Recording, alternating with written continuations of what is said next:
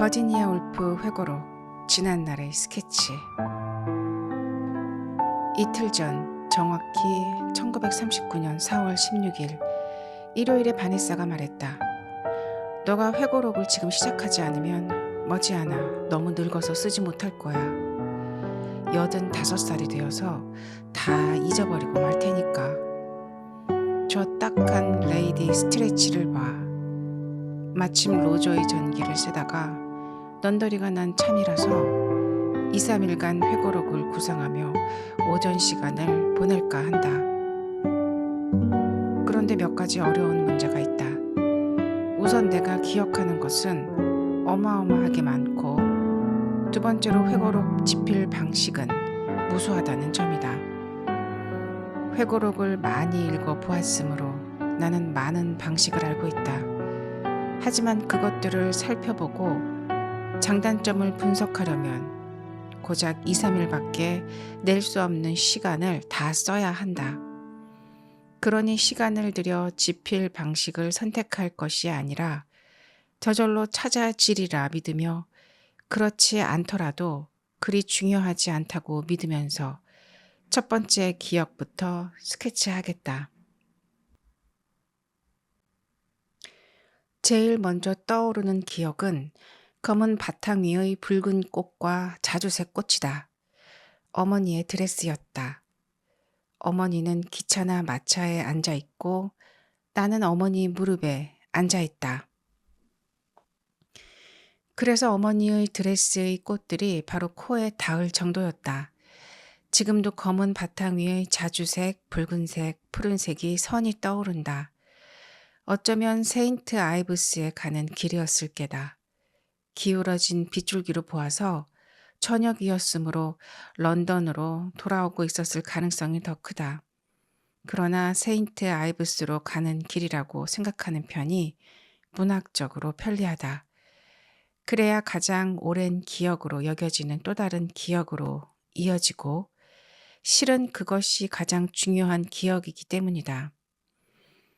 인생이 어떤 토대 위에 서 있다면, 인생이 우리가 계속 채워가는 그릇이라면, 그렇다면 내 그릇은 의심할 바 없이 이 기억 위에 서 있다.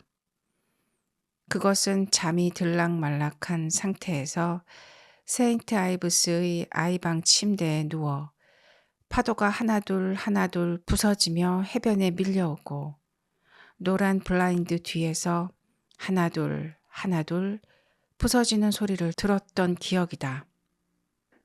바람이 블라인드를 휘날리며 바닥의 작은 도토리를 끌어가는 소리를 들었던 기억이다.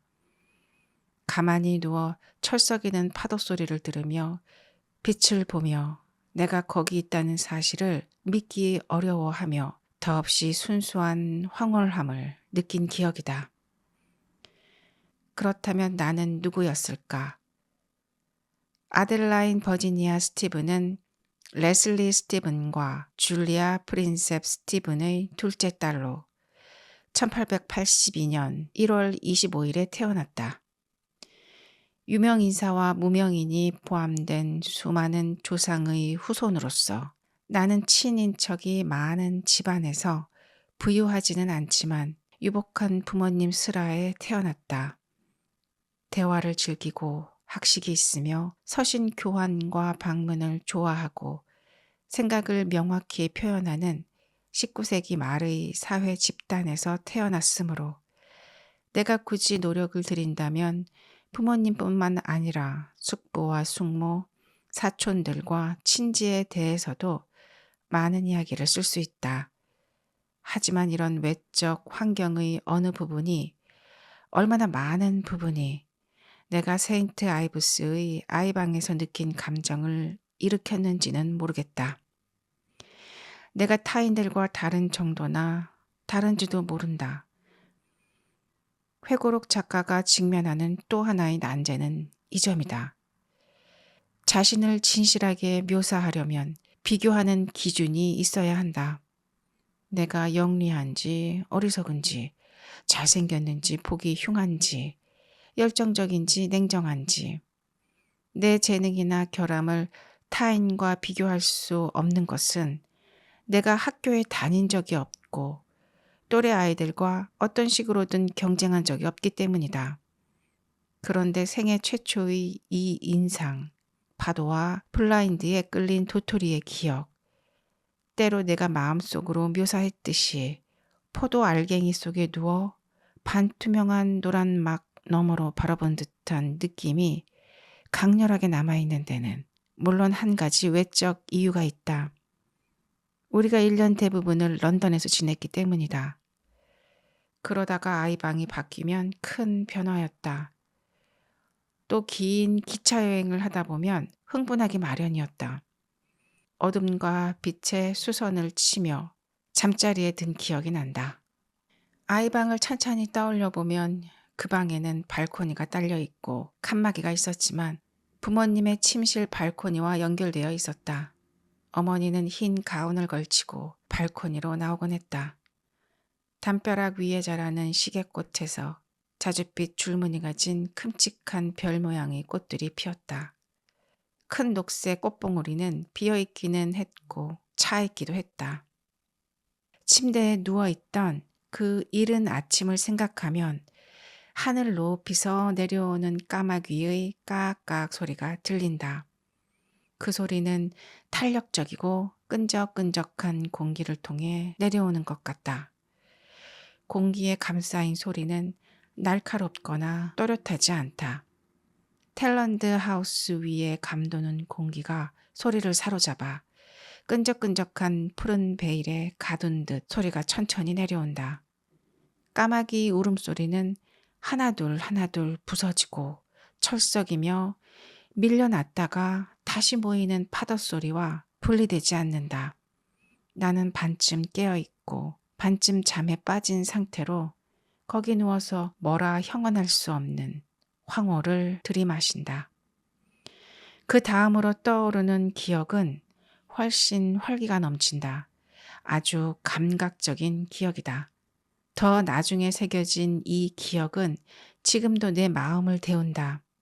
모든 과일이 무르익고 벌들이 윙윙거리고 햇빛이 찬란하게 비치고 갖가지 향기가 동시에 밀려오는 듯이 만물이 일체를 이루어 지금도 나를 멈추듯이 그때도 바닷가로 내려가던 내 발걸음을 멈추었다. 나는 위쪽에 서서 정원을 내려다보았다. 벌들이 윙윙거리고 붉고 노란 사과들이 매달려 있었고 분홍색 꽃도 피어 있고 회색과 은색 나뭇잎들이 흔들렸다. 윙윙 소리와 콧노래, 냄새, 이 모든 것이 세포막을 관능적으로 짓누르는 듯했다.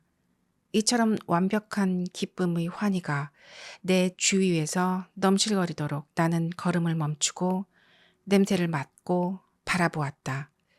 그것은 황홀경이라기보다는 환희였다.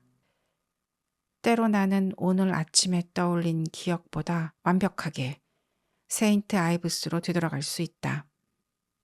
여기서 일어나는 일을 마치 그곳에서 바라보는 듯한 상태에 이를 수 있다. 과거란 우리 뒤편에 들어선 가로수 길이고 수많은 장면과 감정이 엮인 긴 리본이다. 저기 가로수 길의 맨 끝에는 여전히 정원과 아이방이 있다. 강렬한 감정은 흔적을 남기기 마련이라고 나는 느낀다. 그것에 다시 접할 수 있는 방법을 찾기만 하면 우리의 삶을 출발 전부터 경험할 수 있을 것이다. 하지만 이 두 강렬한 기억은 매우 단순하다는 특징이 있다. 나 자신에 대한 의식은 거의 없고 감각을 의식할 뿐이다. 나는 황홀감, 환희의 감정이 담긴 그릇일 뿐이다. 어쩌면 아이들의 기억엔 이런 특징이 있고 그래서 강렬할지 모른다.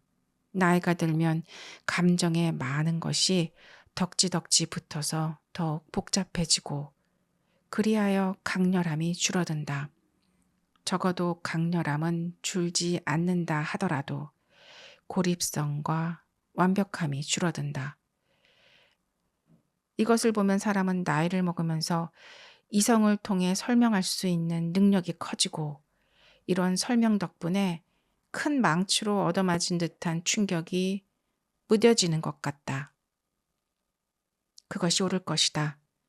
아직도 나는 갑자기 충격을 받는 특이한 습성은 있지만 지금은 그런 충격을 늘 환영하기 때문이다.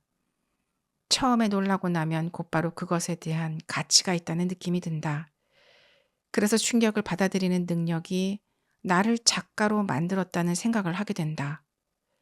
충격을 받으면 내 경우에는 당장 그것을 설명하려는 욕구가 일어난다고 과감하게 설명해 본다. 내가 충격을 받았다고 느끼지만 그것은 어렸을 적에 생각했듯이 일상생활의 목화솜 뒤에 숨어있던 적의 습격인 것만은 아니었다. 그것은 어떤 차원의 계시이거나 계시가 될 수 있는 일들이었다. 현상 이면에 존재할 어떤 실체의 증거다. 나는 그것을 말로 옮김으로써 실제로 만든다. 그저 말로 옮김으로써 완전하게 만든다. 이 완전함은 그것이 내게 상처를 줄 힘을 상실했음을 뜻한다. 말로 옮김으로써 고통을 없앨 수 있으므로 나는 단절된 부분들을 결합하면서 큰 기쁨을 얻는다. 이것이 내게 가장 큰 기쁨일 터다. 그것은 글을 쓰면서 내가 무언가의 속성을 발견하고 어떤 장면을 제대로 살려내고 어떤 인물들을 결합할 때 느끼는 환이다. 이른바 여기서 나의 철학이랄까 어떻든 한결같은 생각을 하게 된다. 즉 목화솜 뒤에 어떤 패턴이 숨어 있고 우리, 즉 모든 인간은 그 패턴에 연결되어 있으며 온 세계는 한편의 예술작품이고 우리는 그 예술작품의 일부라는 생각이다. 햄릿이나 베토벤 사중주는 우리가 세계라고 부르는 이 방대한 덩어리에 관한 진실이다. 하지만 셰익스피어도 베토벤도 없다. 분명 확실히 신은 없다. 우리는 단어이고 음악이고 물이다. 충격을 받을 때 나는 이것을 볼 수 있다.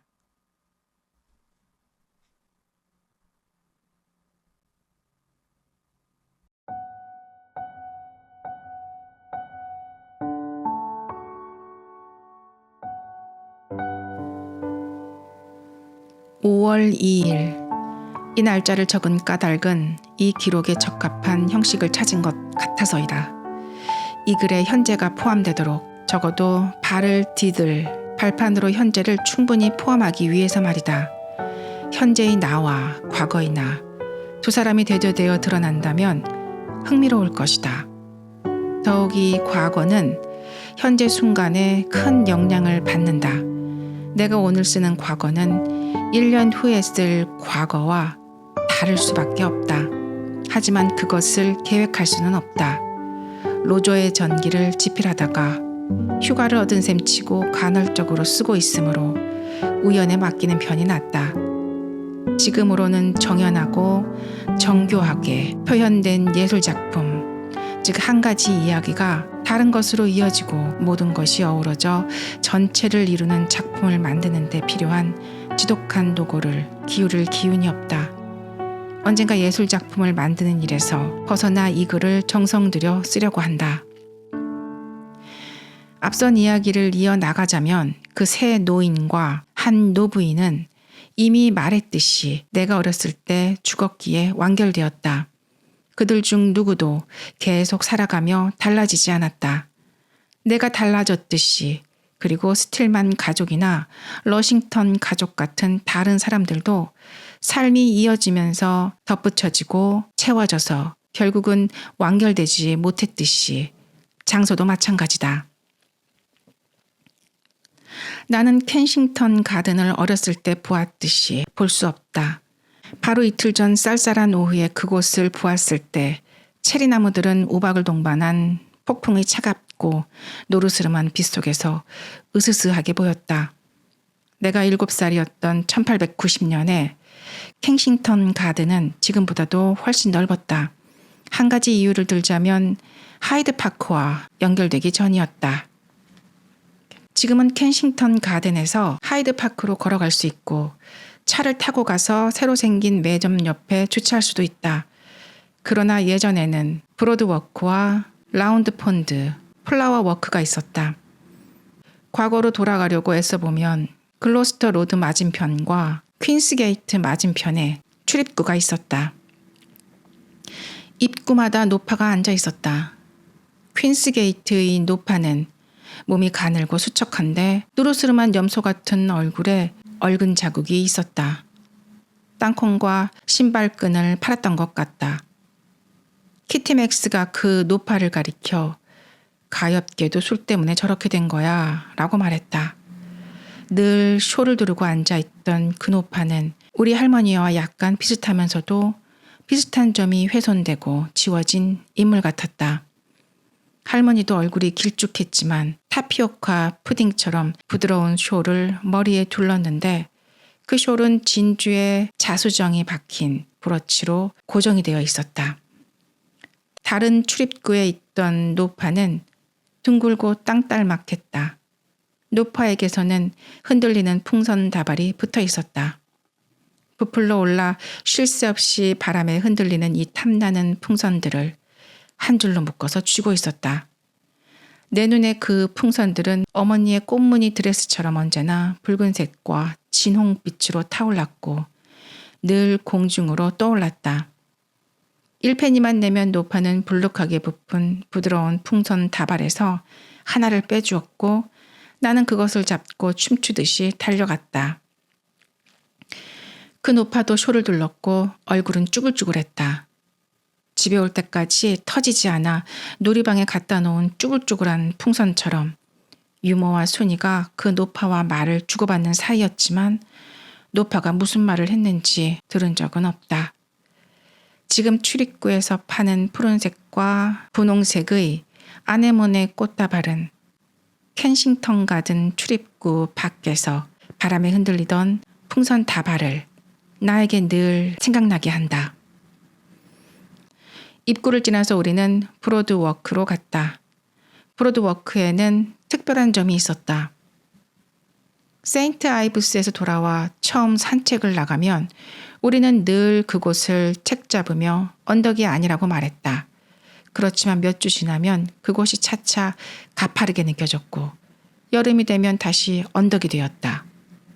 플라워 워크 뒤쪽의 약간 습한 곳을 우리는 늪이라고 불렀는데 에이드리언과 내게는 적어도 과거의 신비로운 매력을 간직한 장소로 보였다.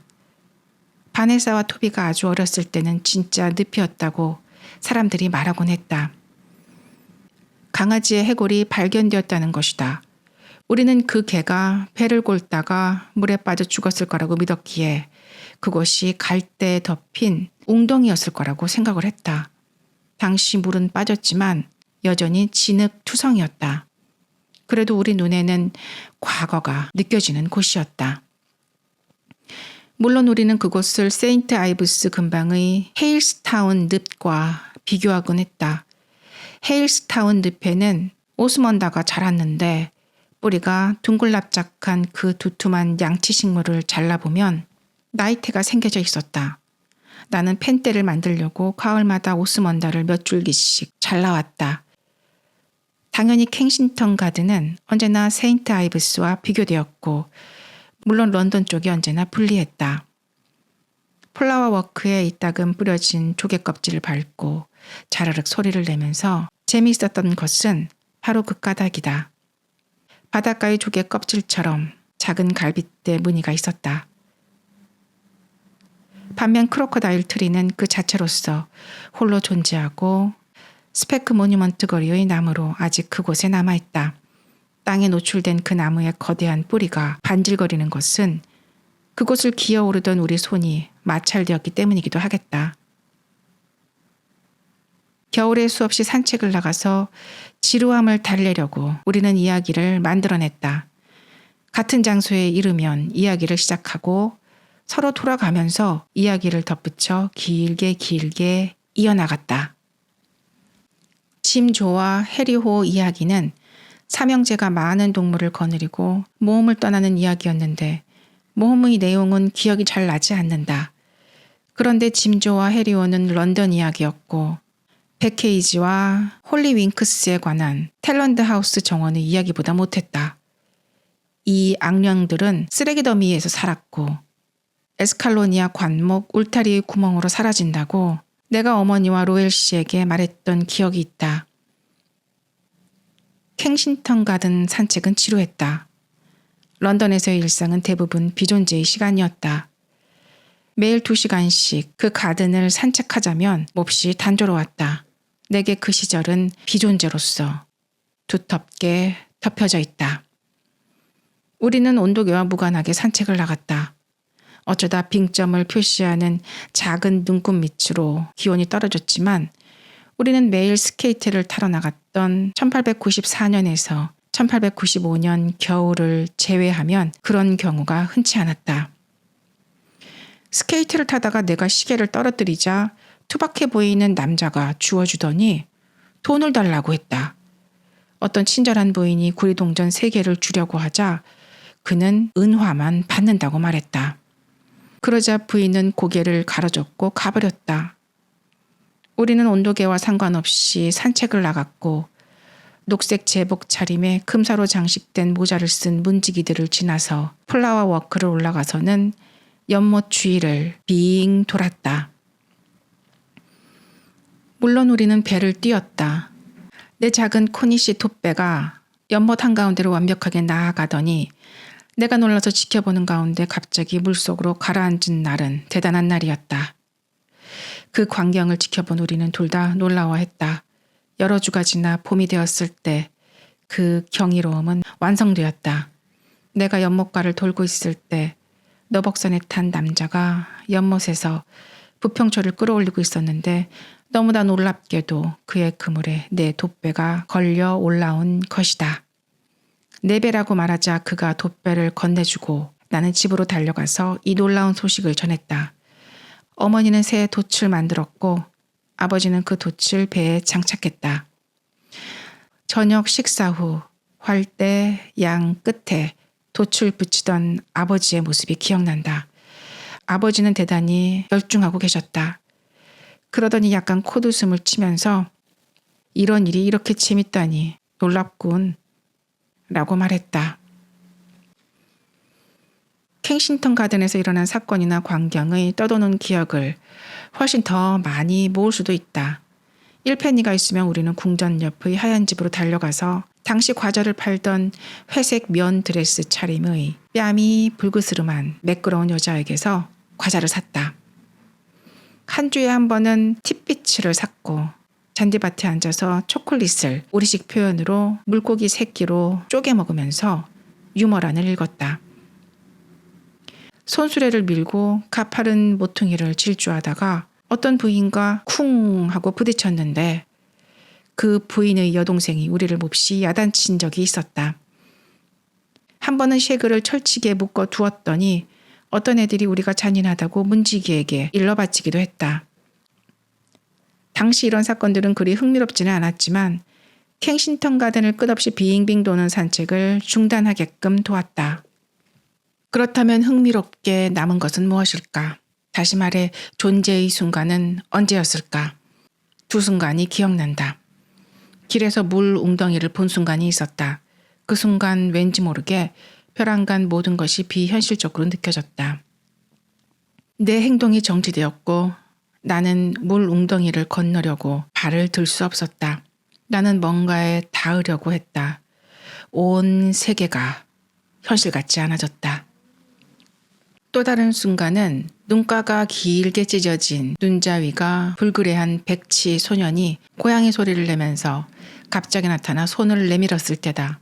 속으로 공포를 느끼며 나는 말없이 그의 손에 러시아산 토피사탕 한 봉지를 밀어넣었다. 그러나 그것으로 끝나지 않았다. 그날 밤 욕실에서 나는 지독한 공포에 사로잡혔다. 또다시 절망적인 슬픔을 느꼈다.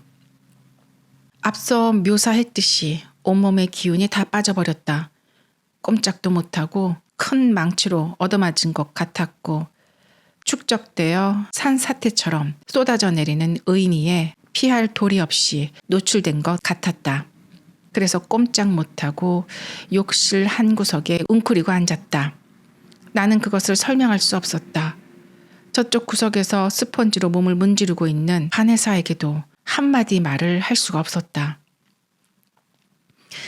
켄싱턴 가든을 되돌아보면서 인내심을 가지고 묘사할 수 없을 정도로 수많은 사건을 떠올릴 수 있지만 어쩌다 예외적인 경우를 제외하면 외부 세계에 대한 초점과 비유를 되살릴 수는 없다. 어린애는 신기한 초점을 갖고 있는 듯하다. 아이들은 풍선이나 조가비를 아주 또렷하게 본다. 지금도 나는 푸른색과 자주색 풍선과 조가비의 갈빗살 무늬를 기억한다. 하지만 이 초점들은 방대하고 빈 공간에 둘러싸여 있다. 가령 놀이방 탁자 밑 공간은 얼마나 넓었던가. 지금도 그것은 저 멀리 가장자리에 주름진 테이블보가 늘어진 넓고 어두운 공간으로 보인다. 나는 그 속에서 돌아다니다 바네사와 마주친다. 검은 고양이한테 꼬리가 있어? 라고 바네사가 물었다. 나는 아니라고 대답했고 바네사가 내게 물어봐 준 것이 뿌듯했다. 그리고 또다시 우리는 그 방대한 공간을 헤매고 다녔다. 아이들의 침실도 무척 넓었다. 겨울이면 나는 잠자리에 들기 전에 난로불을 살펴보러 살짝 들어가곤 했다. 침대에 누운 후에도 불길이 타고 있으면 무서웠기 때문에 난로불이 잦아들었는지 확인하고 싶었다. 나는 벽에 너울거리는 불꽃이 무서웠지만 에이드리언은 좋아했다. 타협점을 찾으려고 보모는 난로 울에 수건을 걸어두었다. 그래도 나는 눈을 뜨지 않을 수 없었고 깜빡거리는 불꽃을 종종 보았다. 그러면 그것을 계속 쳐다보며 잠을 이루지 못했다. 그럴 때 말동무를 얻기 위해 목소리를 들으려고 자고 있는 바네사에게 뭐라고 말했어 네사? 라고 말을 하곤 했다. 어린 시절의 공포는 이러했다. 훗날 토비가 학교에 들어가면서 그의 원숭이 제코를 데리고 자라고 바네사에게 맡겼을 때 우리는 침실 문이 닫히기가 무섭게 이야기를 꾸며내기 시작했다. 이야기는 항상 이렇게 시작했다. 귀여운 아이 클레몽 하고 딜크 부인이 말했어. 딜크 가족과 가정교사 로셀버 양에 관한 엉뚱한 이야기가 이어졌다. 그들이 마룻바닥 밑을 팠더니 금자루가 나왔다든지 성대한 잔치를 열어 계란 프라이에 구운 베이컨을 듬뿍 얹어 먹었다는 얘기였다. 실생활에서 딜크 가족의 재산은 중간 정도의 우리 집 수입과 비교해 볼 때 무척 인상적이었다. 딜크 부인에게는 새 드레스가 아주 많았지만 우리 어머니는 새 옷을 거의 사지 않는다는 것을 우리는 알아차렸더랬다.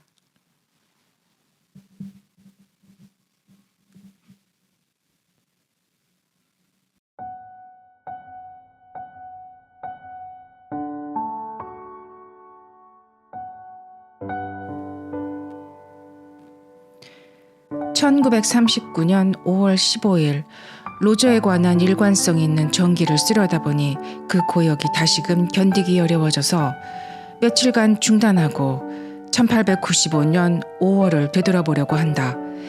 내가 서 있는 현재의 작은 층계참에서 바라보면 축축하고 냉기가 도는 날이다. 허물어지는 이웃집에서 들어온 흙먼지에 뒤덮인 에서니엄 평론지의 논문들과 프라이의 편지들 너머로 하늘빛을 바라본다. 고개를 들어보면 하늘은 흙먼지를 반사한 듯 흙탕물 색깔이다. 내면의 풍경도 한 가지다. 어젯밤에 마크 거틀러가 우리 집에 와서 식사하면서 이른바 문학을 그림의 진실성과 비교하며 통속적이고 열등하다고 비판했다. 문학은 늘 브라운 씨와 브라운 부인을 다루니까요. 개인적이고 하찮은 것을 다룬다는 얘기였다. 5월 하늘처럼 상쾌하게 자극적이고 냉기가 도는 비평이었다. 어머니의 성품을 보여줄 수 있으려면 화가가 되어야 할 테고 제대로 해내는 건 세 잔의 그림을 그리는 것 못지않게 어려울 거다. 어머니에 관한 명확한 극소수 사실 중 하나는 어머니가 매우 상이한 두 남자와 결혼했다는 것이다. 7, 8살 아이가 아니라 어머니가 돌아가셨을 때의 나이보다 더 나이 든 여자의 눈으로 어머니를 돌아보면 그 사실에서 포착되는 것이 있다. 어머니는 마모되어 특색이 없어지지 않았고 자신의 아름다운 얼굴에 지배되지도 않았다. 나중에는 불가피하게 그렇게 되었지만 44년 전에 49세로 죽은 사람에게 어떤 실체가 남아있을 수 있을까? 지금 살아있는 자식 셋과 그들 마음속 기억 외에는 책 한 권도, 그림 한 장도, 그 어떤 업적도 남기지 않은 사람에게 기억이 남아있다. 하지만 그 기억을 확인해 줄 것, 그 근거가 되어줄 것은 없다. 다만 2번의 결혼이라는 사실이 있다. 이 사실은 어머니가 아주 상이한 2 남자를 사랑할 수 있었음을 보여준다. 간단히 말하면 한 사람은 예절의 전형이었고 다른 한 사람은 지성의 전형이었다. 어머니는 그 2 사람을 포용할 수 있었다. 이 사실은 어머니의 성격을 측정하는 30cm 자로 쓰일 수 있다. 하지만 어머니의 성격을 이룬 요소들은 어슴푸레한 여명 속에서 형성되었다. 어머니는 1848년 인도에서 태어났을 것이다. 잭슨 의사와 프랑스인 혈통이 절반이 섞인 여성의 딸이었다. 교육을 받을 기회는 많지 않았다. 늙은 가정교사에게 프랑스어를 배워서 꽤 유창한 억양을 구사할 수 있었다. 어머니는 피아노를 연주했고 음악적인 재능이 있었다.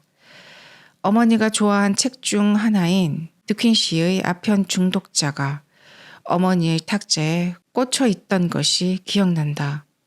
어머니는 생일 선물로 스콧 전집을 골랐고 외할아버지가 초판본으로 사주신 그 전집은 일부가 남아있고 나머지는 분실되었다. 어머니는 스콧을 열정적으로 좋아했다. 어머니는 훈련된 마음이 아니라 본능적인 마음을 갖고 있었다. 그러나 적어도 책에 관한 한 그 본능은 강렬했던 듯하고 나는 그것이 좋았다. 내가 햄릿을 낭독하면서 슬라이버를 실버로 잘못 읽었을 때 어머니는 펄쩍 뛰었다. 아버지와 함께 버지를 읽을 때 음절의 장단이 틀리자 아버지가 펄쩍 뛰었던 것처럼 그렇게 말이다. 어머니는 외할머니의 3딸 중에서 가장 많은 사랑을 받았다.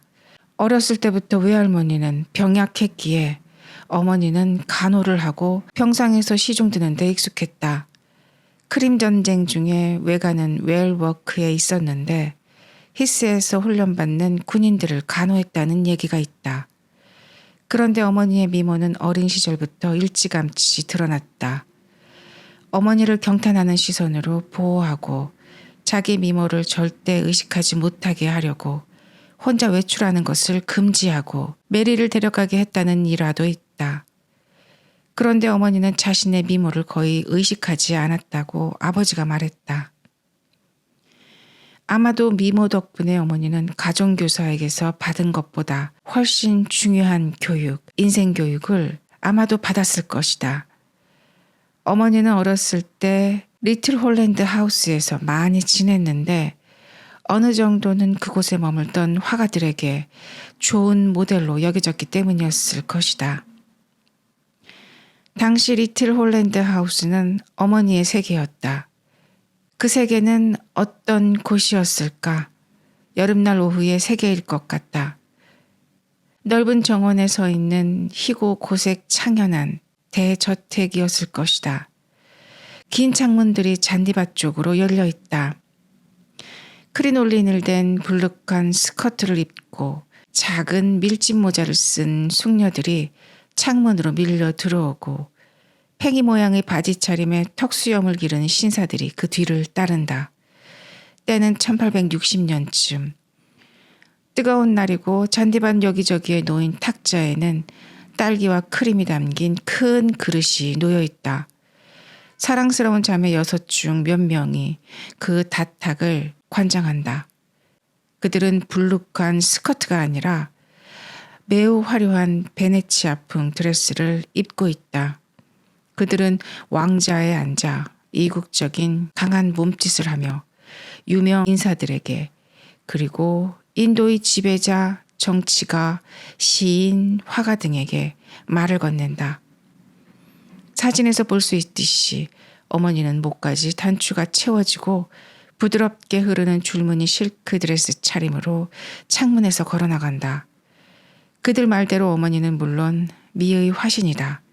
어머니는 크림과 딸기 같은 접시를 들고 거기 말없이 서 있다. 아니면 지시를 받고 정원을 가로질러 신사분의 화실로 일행을 안내한다. 위대한 와치의 그림이 걸린 길고 나지막한 방들에서 음악이 흘러나온다. 조아킴이 바이올린을 연주하고 있다. 시를 낭송하는 소리도 들린다. 토비 삼촌이 페르시아 시인들의 번역본을 읽을 것이다. 나는 회고록들을 읽으며 얻은 장면들로 그 광경들을 쉽게 채울 수 있다. 챙이 넓은 중절 모자를 쓴 테니슨이나 작업복 차림의 와츠, 소년 복장의 앨런, 붉은 셔츠를 입고 있는 가리발디, 가리발디에게서 내 어머니에게 눈길을 돌리는 헨리 테일러를 그 장면에 넣을 수 있다. 헨리 테일러는 아름다운 소녀의 얼굴은 내게 그 이상이다 라고 시했었다. 그러나 어머니에게 눈길을 돌려 어머니의 실제 모습을 찾아내고 어머니가 무엇을 생각하고 있을지 상상하고 어머니의 입에서 흘러나올 문장을 하나라도 표현하기란 얼마나 어려운지. 그래서 나는 몽상에 빠져 어느 여름날 오후를 그려본다. 하지만 그 몽상은 한 가지 사실에 기반한다. 우리가 어렸을 때 어머니는 우리를 멜버리 로드에 데려간 적이 있었다.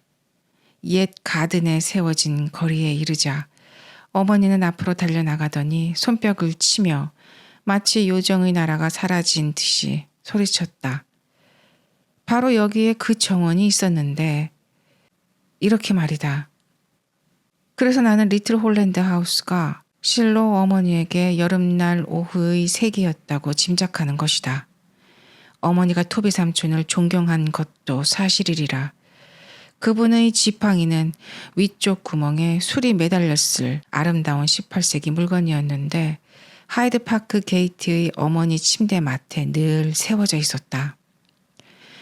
어머니는 소박하고 무비판적이며 열정적인 영웅의 숭배자였다. 아버지는 어머니가 친아버지인 늙은 잭슨 의사보다 토비 삼촌을 더 많이 좋아했다고 말했다. 점잖은 잭슨 의사는 잘생겼고 놀랍게도 갈기처럼 뻗은 흰 머리칼들이 머리 둘레에 삼각모자 모양으로 나 있었지만 평범하고 세속적인 그런 노인이었다. 그는 캘커타에서 일어난 유명한 독약 사건 이야기로 사람들을 지루하게 했다. 잭슨 의사는 이 시적인 요정의 나라에서 배제되었고 그 나라를 향해 틀림없이 붕괴했을 것이다. 어머니는 외할아버지에 대한 애틋한 마음은 없었지만 어머니의 성격에서 현실적이고 빈틈없는 그러한 면은 아마도 외할아버지에게서 물려받았을 것이라 생각이 되어진다. 리틀 홀랜드 하우스는 어머니에게 학교와 다름이 없었다. 어머니는 당대 유명 인사들의 일상생활에서 아가씨들에게 주어지는 역할을 하도록 그곳에서 배웠다. 차를 따르고 딸기와 크림을 건네고 그들의 지혜로운 말을 공손하게 경청하고 와치는 위대한 화가이고 테니스는 위대한 시인이라고 인정하고 웨일즈공과 춤을 추는 법을 배웠다. 독실하고 영적인 할머니를 제외하면 할머니의 자매들은 빅토리아 사회의 시류에 철저히 영합하는 세속적인 인물들이었다. 분명 버지니아 숙모는 어머니와 사촌간인 자기 딸들 중 하나를 베드퍼트 공작과 결혼시키고 다른 딸을 헨리 서머세트 경과 결혼시키려고 몹시 괴롭혔다. 그 고문에 비하면 중국인의 신발이나 구두는 하찮은 고문에 불과하다. 그런데 여기서 또다시 나는 회고록에 빠져들어 실제 인물 줄리아 잭슨을 한쪽으로 밀어두고 있다. 어머니의 어린 시절에서 내가 포착할 수 있는 확실한 사실은 두 남자가 어머니에게 청혼을 했다는 사실뿐이다. 한 사람은 홀만 헌트였고 다른 사람은 조각가 울러였다. 어머니가 놀이방을 벗어날 나이가 채 되기도 전에 그 두 건의 청혼이 있었으나 거절되었다. 또한 나는 어머니가 녹색 깃털이 달린 모자를 쓰고 수상 파티에 갔을 때 앤 세커리가 거기 있었다는 것도 알고 있다. 아버지의 누이인 캐롤라인 고모는 혼자 서 있는 어머니를 보고는 언제나 둘러싸던 숭배자들이 보이지 않아서 놀랐다. 아니, 숭배자들이 다 어디 갔지? 라고 그녀가 묻자 앤 세커리가 오늘은 우연히 여기에 없네요 라고 말했다. 이 사소한 장면을 보면 17살이나 18살쯤의 줄리아가 고고했고 자신의 미모로 인해 주위의 정적을 드리웠을 것이라 생각하게 된다. 이 사소한 장면이 벌어진 시기는 추정할 수 있다. 어머니가 19에 결혼했으므로 18 이상이었을 리는 없다. 어머니는 베니스에 갔다가 허버트 더거스를 만났고 서로 사랑에 빠져 결혼했다. 어머니에게 일어난 가장 중요한 사건에 대해 내가 아는 것은 이게 전부다. 이제는 어느 누구도 그 이상 알지 못할 것이다. 그 일이 얼마나 중요했던가는 4년 후 그가 죽었을 때 어머니 자신이 그 어느 인간보다도 불행했다는 사실로 입증된다. 어머니가 직접 그렇게 말했다고 키티 맥스가 내게 알려주었다. 키티 맥스는 어머니와 아주 친했지만 어머니가 허버트 더거스에 대한 감정을 털어놓은 것은 그때뿐이었기에 키티는 그 말을 생생하게 기억했다.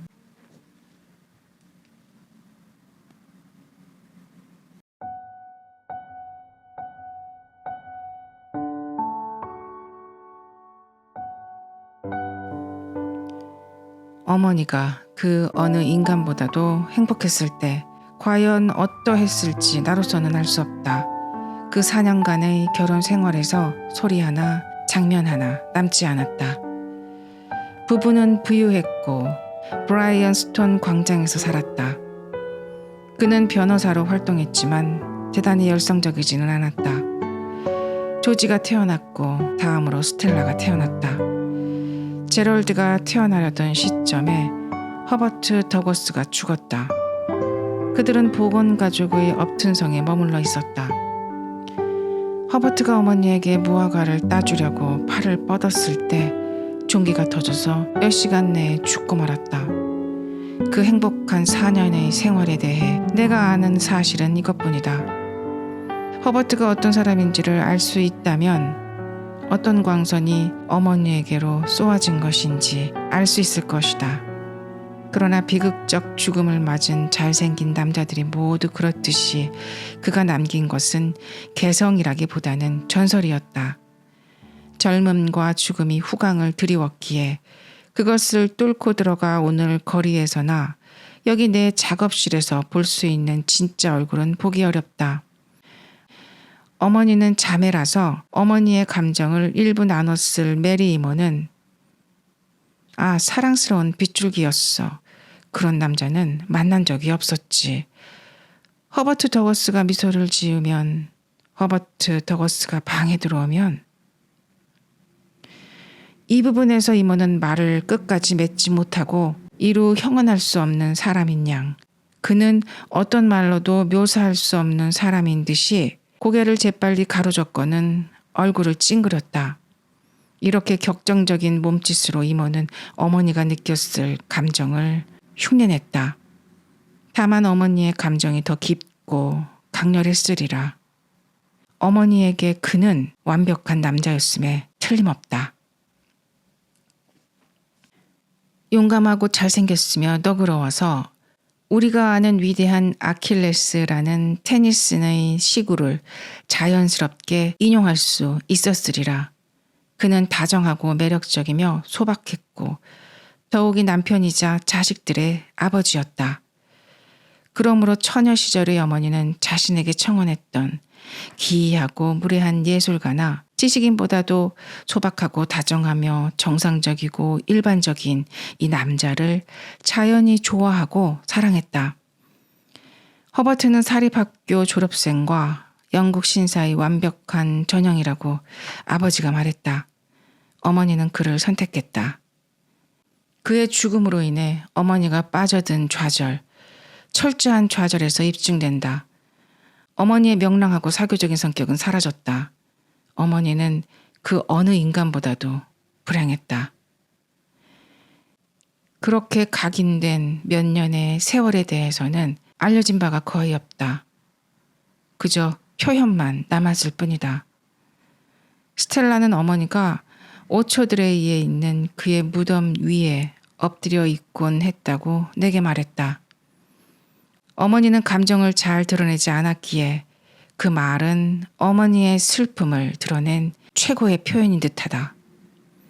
그 8년 동안 어머니가 아이들과 집안을 돌보고 선행을 베풀고 간호하고 가난한 사람을 방문하고도 남는 시간에 신앙심을 잃었다는 것은 한층 주목할 만한 주지의 사실이다. 어머니가 헌신적으로 보살폈던 아주 독실한 외할머니에게 이는 큰 상처로 남았다. 그러므로 무신론은 어머니에게 진정한 신념이었음에 틀림없다. 어머니가 홀로 독자적으로 생각하여 이른 결론이었다. 이것을 보면 어머니에게 소박함이나 열정, 낭만적 환상만 있었던 것이 아님을 알 수 있고 어머니가 허버트와 아버지라는 상이한 두 남자를 선택하게 된 연유를 이해할 수 있다. 어머니에게는 복합적인 면이 있었다.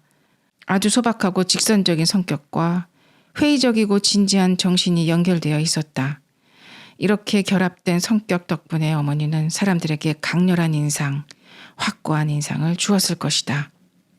소박함과 회의론이 혼합이 되면서 어머니의 성격은 예리해졌다. 어머니는 사교적이면서도 엄격했고 재미있으면서도 매우 진지했고 극히 현실적인 면이 있으면서도 뭔가 내면의 깊이가 있었다. 어떻든 이러한 분명한 사실은 마침내 홀로 남았을 때, 마침내 하이드파크 게이트에 홀로 남겨졌을 때 어머니가 자기 처지를 심사숙고하기 시작했다는 것이다. 이런 까닭에 아버지의 글을 읽었을 것이다. 어머니는 그 글이 마음에 들었지만 그 저자가 마음에 드는지는 알 수 없었다. 그러므로 어머니가 아이들이 잠든 후 상복으로 포트나이틀리 리뷰를 들고 하이드파크 게이트의 덩굴 식물이 늘어진 응접실에 홀로 앉아서 무신론을 옹호하는 논리를 도출해 보려는 모습을 상상해 볼 수 있다. 그런 주제에서 레슬리 스티븐으로 생각이 이어질 것이다. 거리 위쪽에 살고 있는 수척하고 척수염이 난 민니 세컬의 남편 말이다. 그는 어느 모로 보나 허버트 더거스와 정반대였다. 그러나 그의 마음속 무언가가 흥미로웠다. 어느 날 저녁 어머니는 레슬리 스티븐의 집을 방문했는데 난로가에 함께 앉아있던 그 행복한 부부에게는 어린애가 있었고 다른 아이가 곧 태어날 예정이었다. 어머니는 그들과 이야기를 나누었고 그들의 행복을 부러워하고 자신의 외로움과 비교하며 집으로 돌아갔다. 바로 이튿날 돌연 민니가 죽었다. 그리고 약 2년 후에 어머니는 그 수척하고 수염이 난 호라비와 결혼했다. 아버지가 어머니에게 어떻게 청혼하셨어요? 어머니의 팔짱을 끼고 굽어진 층계를 내려가 식당에 들어가면서 나는 어머니에게 물은 적이 있다. 어머니는 조금 놀라고 충격을 받은 듯 짧게 웃었지만 아무 대답도 하지 않았다. 아버지는 편지로 청혼했고 어머니는 거절했다. 그런데 아버지가 완전히 단념을 하고 어머니와 정찬을 함께 하면서 로라의 가정교사에 관한 조언을 구한 어느 날 밤에 어머니는 아버지를 배웅하러 현관문으로 따라오면서 말했다. 당신에게 좋은 아내가 되도록 노력하겠습니다. 이 말에 어쩌면 어머니의 사랑에는 연민이 깔려 있었을 것이다. 아버지의 지성에 대한 경건한 찬탄이 있었음은 분명하다. 이렇게 해서 어머니는 상이한 두 남자에 걸쳐 2번의 결혼 생활을 이어갔다. 8년의 고적한 시절에서 벗어나 15년을 더 살았고 내 아이를 더 낳았고 1895년 5월 5일 이른 아침에 돌아가셨다. 어머니에게 작별 인사를 하라고 조지가 우리를 데리러 왔다. 우리가 침실에 이르렀을 때 아버지가 비틀거리며 나왔다. 내가 팔을 뻗어 아버지를 붙잡으려 했지만 아버지는 알아들을 수 없는 소리를 내지르면서 내 옆을 스쳐 나아갔다. 제정신이 아니셨다. 조지가 나를 데리고 들어가서 어머니에게 키스하게 했다. 막 돌아가신 참이었다. 1939년 5월 28일 조지가 우리 몸을 수건으로 감싸고 브랜디 한 방울을 넣은 따뜻한 우유를 마시게 한 후에 어머니의 침실에 데리고 들어갔다. 촛불이 타고 있고 햇살이 스며들었던 것 같다. 어떻든 긴 거울과 양옆 서랍장, 세면대, 어머니가 누워있던 큰 침대가 기억난다. 나는 침대 옆으로 끌려가면서 흐느끼는 간호사를 보았고 웃고 싶은 욕구가 솟구쳤으며 위기의 순간에 종종 그렇듯이 난 아무 느낌도 없어 라고 속으로 외쳤던 기억이 생생하다. 그리고는 고개를 숙여 어머니 얼굴에 키스했다. 얼굴은 아직 따뜻했다. 조금 전에 눈을 감으신 것이다. 그리고 나서 우리는 위층 놀이방으로 올라갔다. 이튿날 저녁에 스텔라가 나를 침실로 데려가서 어머니에게 마지막 키스를 하게 했을 것이다. 전에는 어머니가 모로 누워 있었지만 이제는 베개 한가운데 똑바로 누워 계셨다. 어머니의 얼굴은 헤아릴 수 없이 아득히 멀고 움푹 꺼지고 엄격해 보였다. 어머니에게 입술을 대자 차가운 쇠조각에 키스하는 느낌이었다. 차가운 쇠조각을 만질 때마다 그 느낌이 되살아난다. 쇠처럼 차고 거친 어머니의 얼굴의 감촉이. 나는 깜짝 놀라 물러섰다. 그러자 스텔라는 어머니의 뺨을 어루만지고 잠옷의 단추 하나를 풀었다. 이렇게 하는 걸 늘 좋아하셨지. 스텔라가 말했다. 나중에 스텔라는 놀이방에 올라와서 내게 말했다. 날 용서해줘. 너가 겁먹은 걸 봤어. 흠칫 놀란 나를 보았던 것이다. 나에게 충격을 준 자신을 용서해달라고 스텔라가 말했을 때 나는 울면서 엄마를 볼 때 엄마와 함께 앉아있는 남자가 보여 라고 말했다.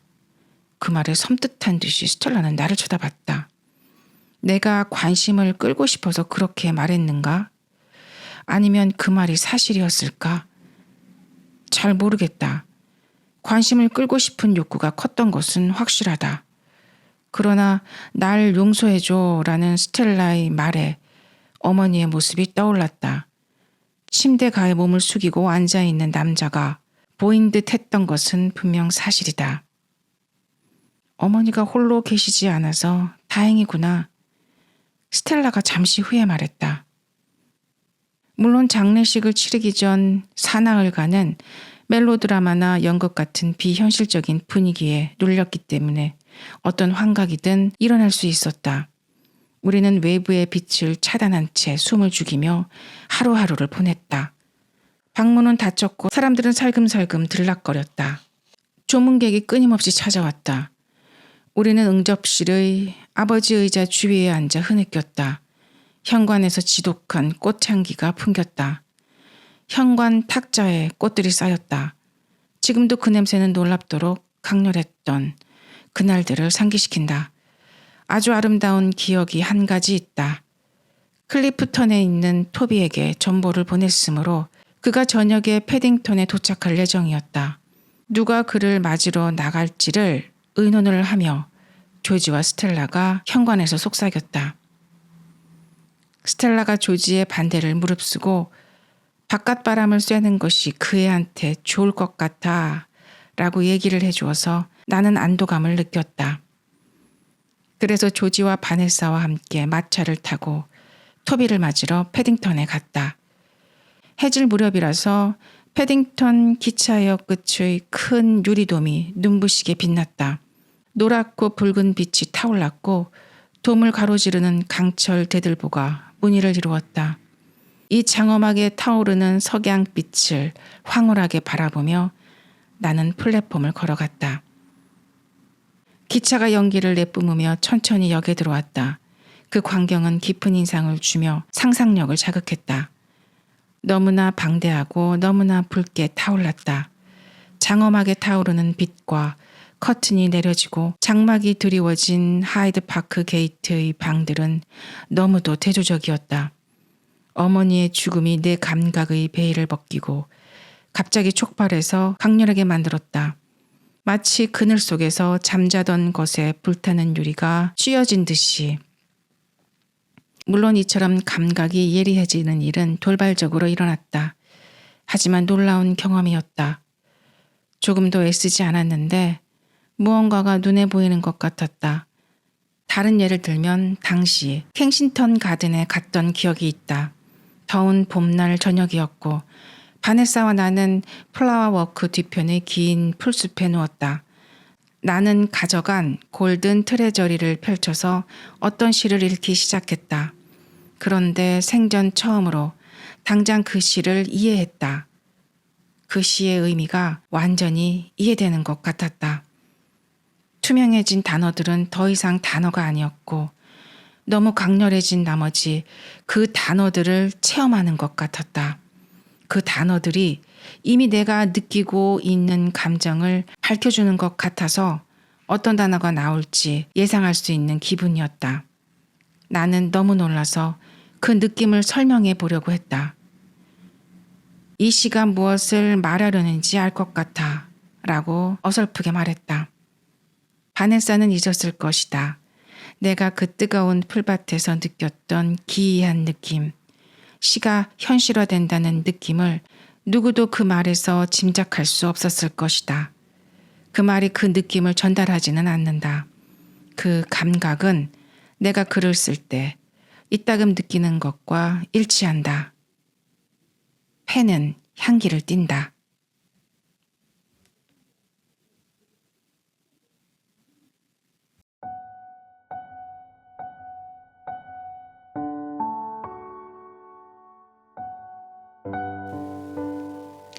(1939년 7월 19일) 또다시 로저의 전기 지피를 중단해야 했다.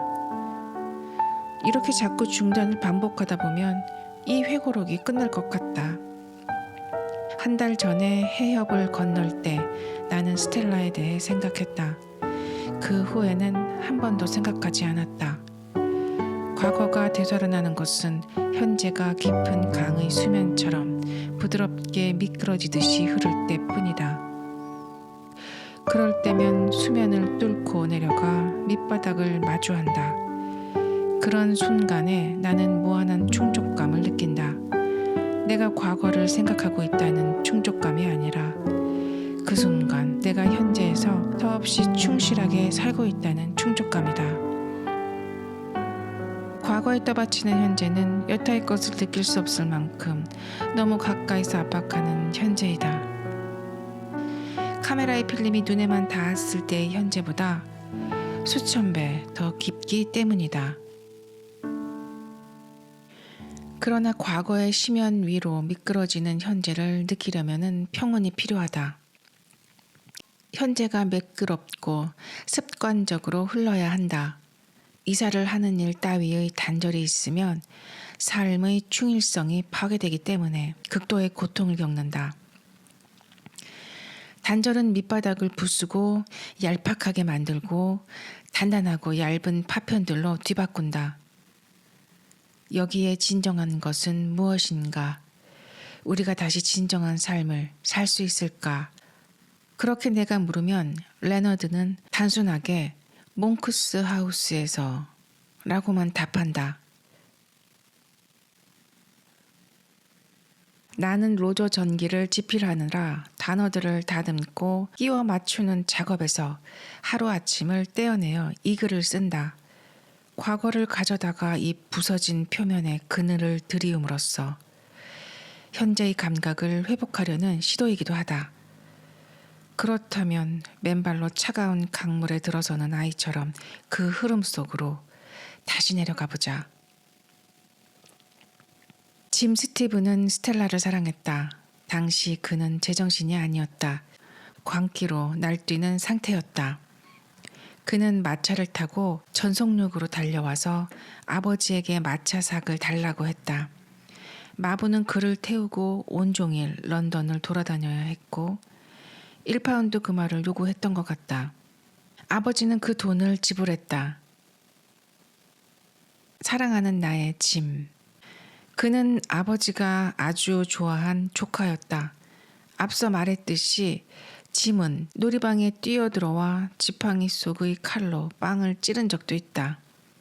언젠가 우리가 드비어 가든에 있는 그의 집에 갔을 때 그는 작은 목판에 나를 그렸다.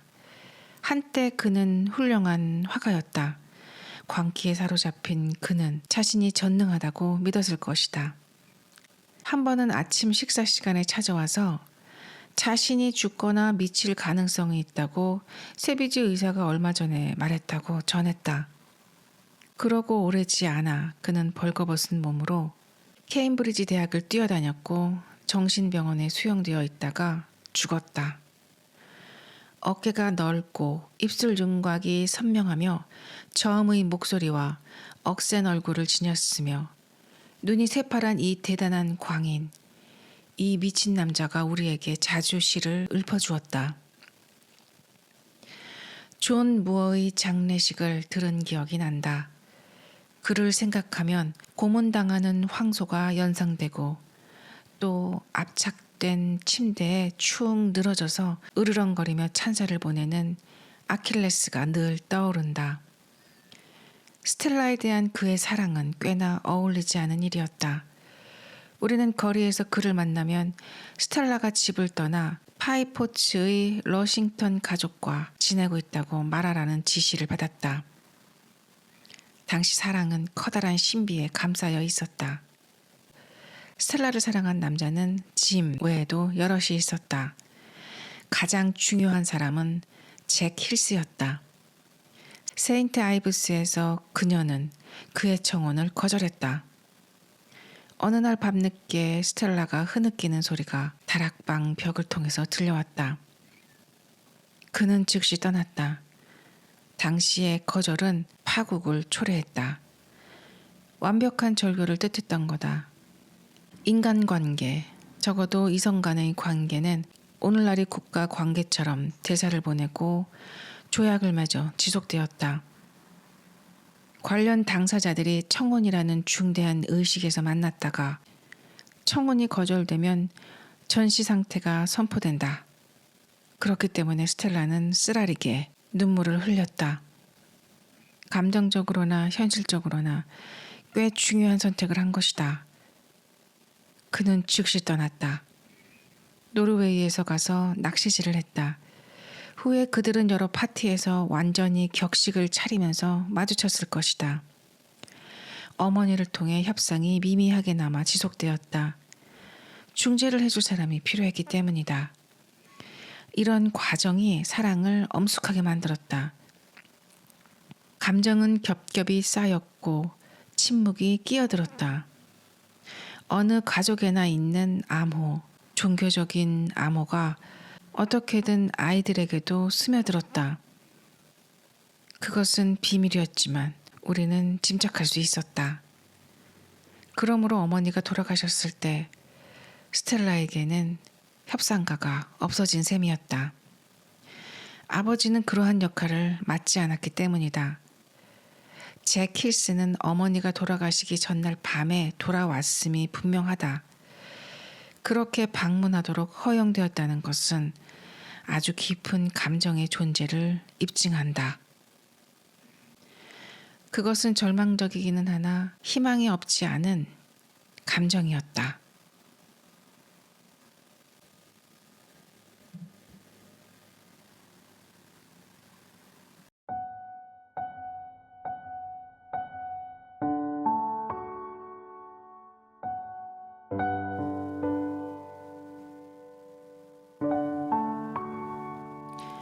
어머니와 스텔라는 서로에게 해이고 달이었다. 어머니는 적극적으로 분명했고 스텔라는 그 빛을 반사하는 위성이었다. 어머니는 스텔라에게만은 엄격했다. 자기 아버지를 닮은 조지에게는 헌신적이었고 유복자로 허약하게 태어난 제럴드는 극진히 보살폈다. 그러나 스텔라에게는 매우 엄격했다. 지나칠 정도로 엄격해서 아버지가 결혼 전에 조심스럽게 항의한 적도 있었다. 어머니는 그 지적이 옳다고 대답했고 자신의 일부로 느끼기 때문에 스텔라에게 가혹하다고 얘기했다. 스텔라는 창백하고 말없는 아이였을 것이다. 예민하고 겸손하며 불평하지 않고 어머니를 숭배하며 오로지 어머니를 도울 방법을 생각했고 자기만의 야심이나 개성을 드러내지 않았을 것이다. 하지만 스텔라에게도 개성은 있었다. 매우 온유하고 정직하며 어떤 면에서는 독특했고 그래서 자기 나름의 인상을 사람들에게 심어주었다. 키티 맥스처럼 재기 발랄하고 생기가 넘치는 친구들은 진심으로 기쁘게 그녀를 사랑했다. 스텔라는 무척 매력적인 아이였다. 그 매력은 겸손과 정직, 더없이 소박하며 젠체하지 않는 이타심에서 나오기도 했고 가식적 꾸밈이나 속물성이 전혀 없는 성격에서 비롯되기도 했다. 또한 진실성은 그녀 자신의 완벽한 개성에서 비롯되었다. 조지와 제럴드의 누이에게 딱히 이름 붙일 수 없는 이런 자질이 있다는 것은 기이한 일이었다. 그 형제는 너무도 아둔하고 인습적이고 선천적으로 사회적 관습과 체면을 존중했다. 태어날 때의 묘한 우연으로 말미암아 스텔라는 더거스 가족의 속물성이라는 오점에서 완전히 벗어났다. 상황 판단이 빠른 그들의 중산층다운 자기만족도 없었다. 그들의 작은 갈색 눈은 탐욕적으로 반짝이는 반면에 스텔라의 눈은 아주 크고 연푸른색에 가까웠다. 마치 꿈꾸는 듯한 정직한 눈이었다.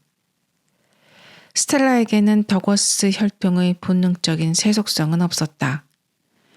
어머니처럼 또렷하고 완벽한 미모는 아니었지만 스텔라도 매우 아름다웠다.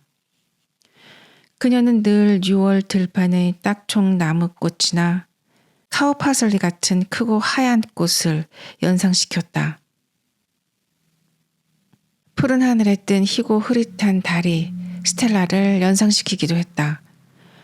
혹은 꽃잎이 많고 큼직하며 반투명한 흰 장미가 스텔라를 연상시키기도 한다.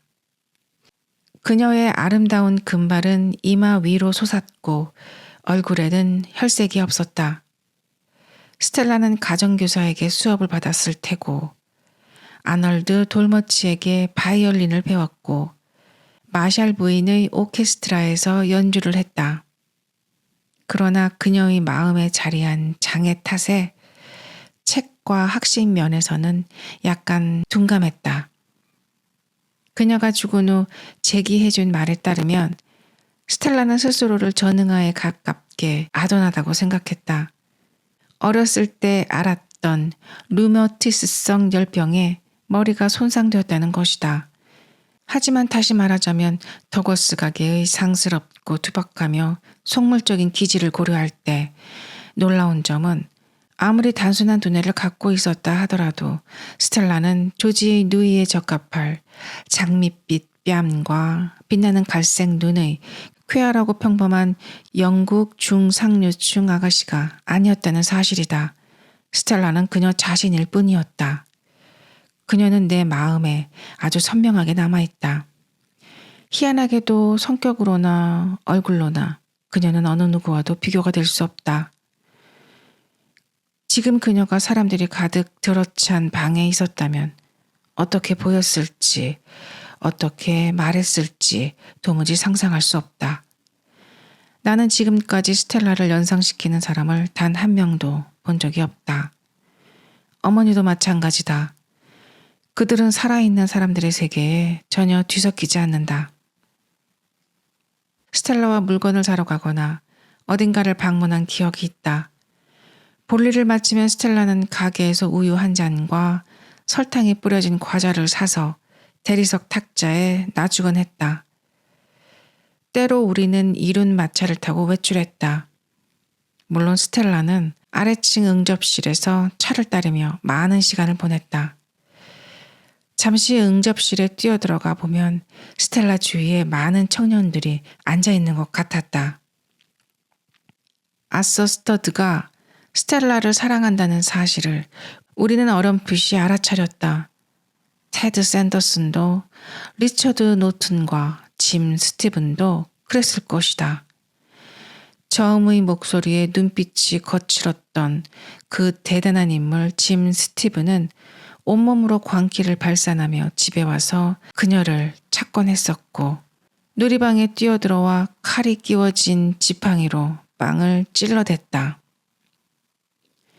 언젠가 우리는 뒷문으로 피하라는 말을 들은 적도 있었고 짐과 마주치면 스텔라는 집에 없다고 이야기를 해야 했다. 짐 스티브는 스텔라를 사랑했다. 당시 그는 제정신이 아니었다. 광기로 날뛰는 상태였다. 그는 마차를 타고 전속력으로 달려와서 아버지에게 마차삭을 달라고 했다. 마부는 그를 태우고 온종일 런던을 돌아다녀야 했고 1파운드 금화를 요구했던 것 같다. 아버지는 그 돈을 지불했다. 사랑하는 나의 짐. 그는 아버지가 아주 좋아한 조카였다.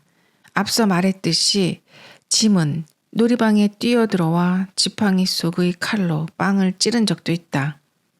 언젠가 우리가 드비어 가든에 있는 그의 집에 갔을 때 그는 작은 목판에 나를 그렸다.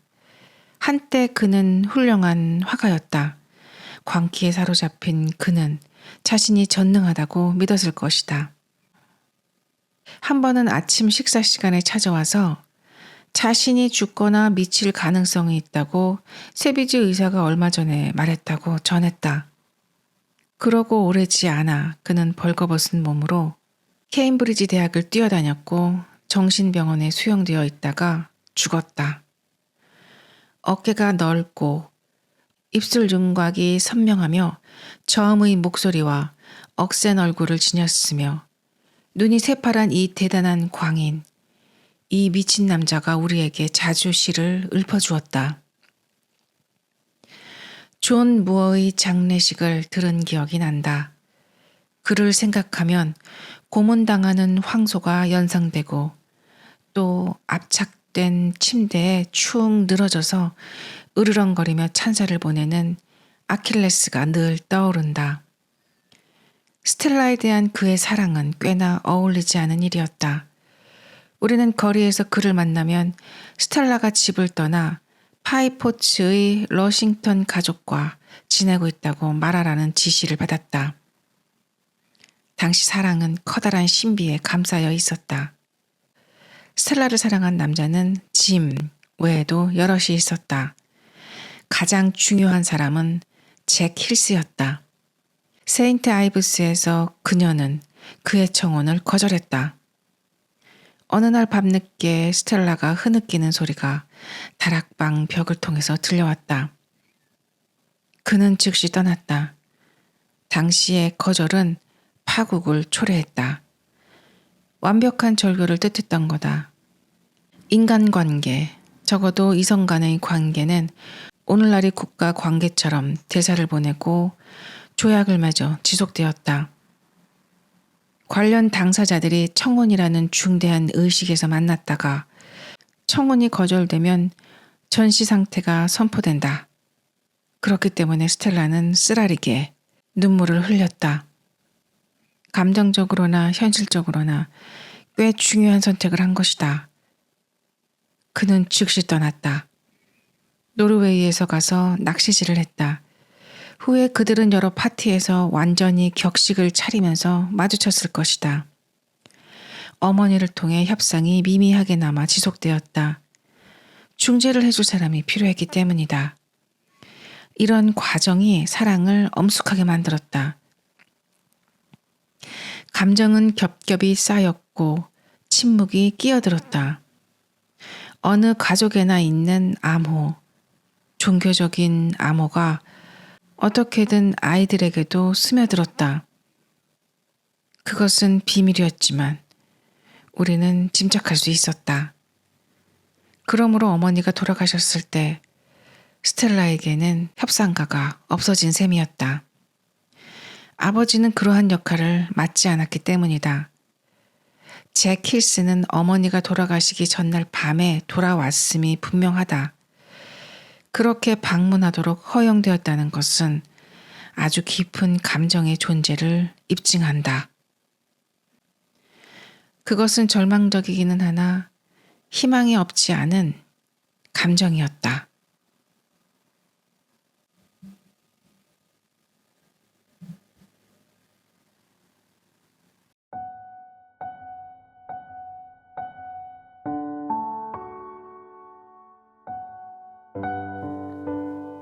어머니는 잭과 아주 가까웠다.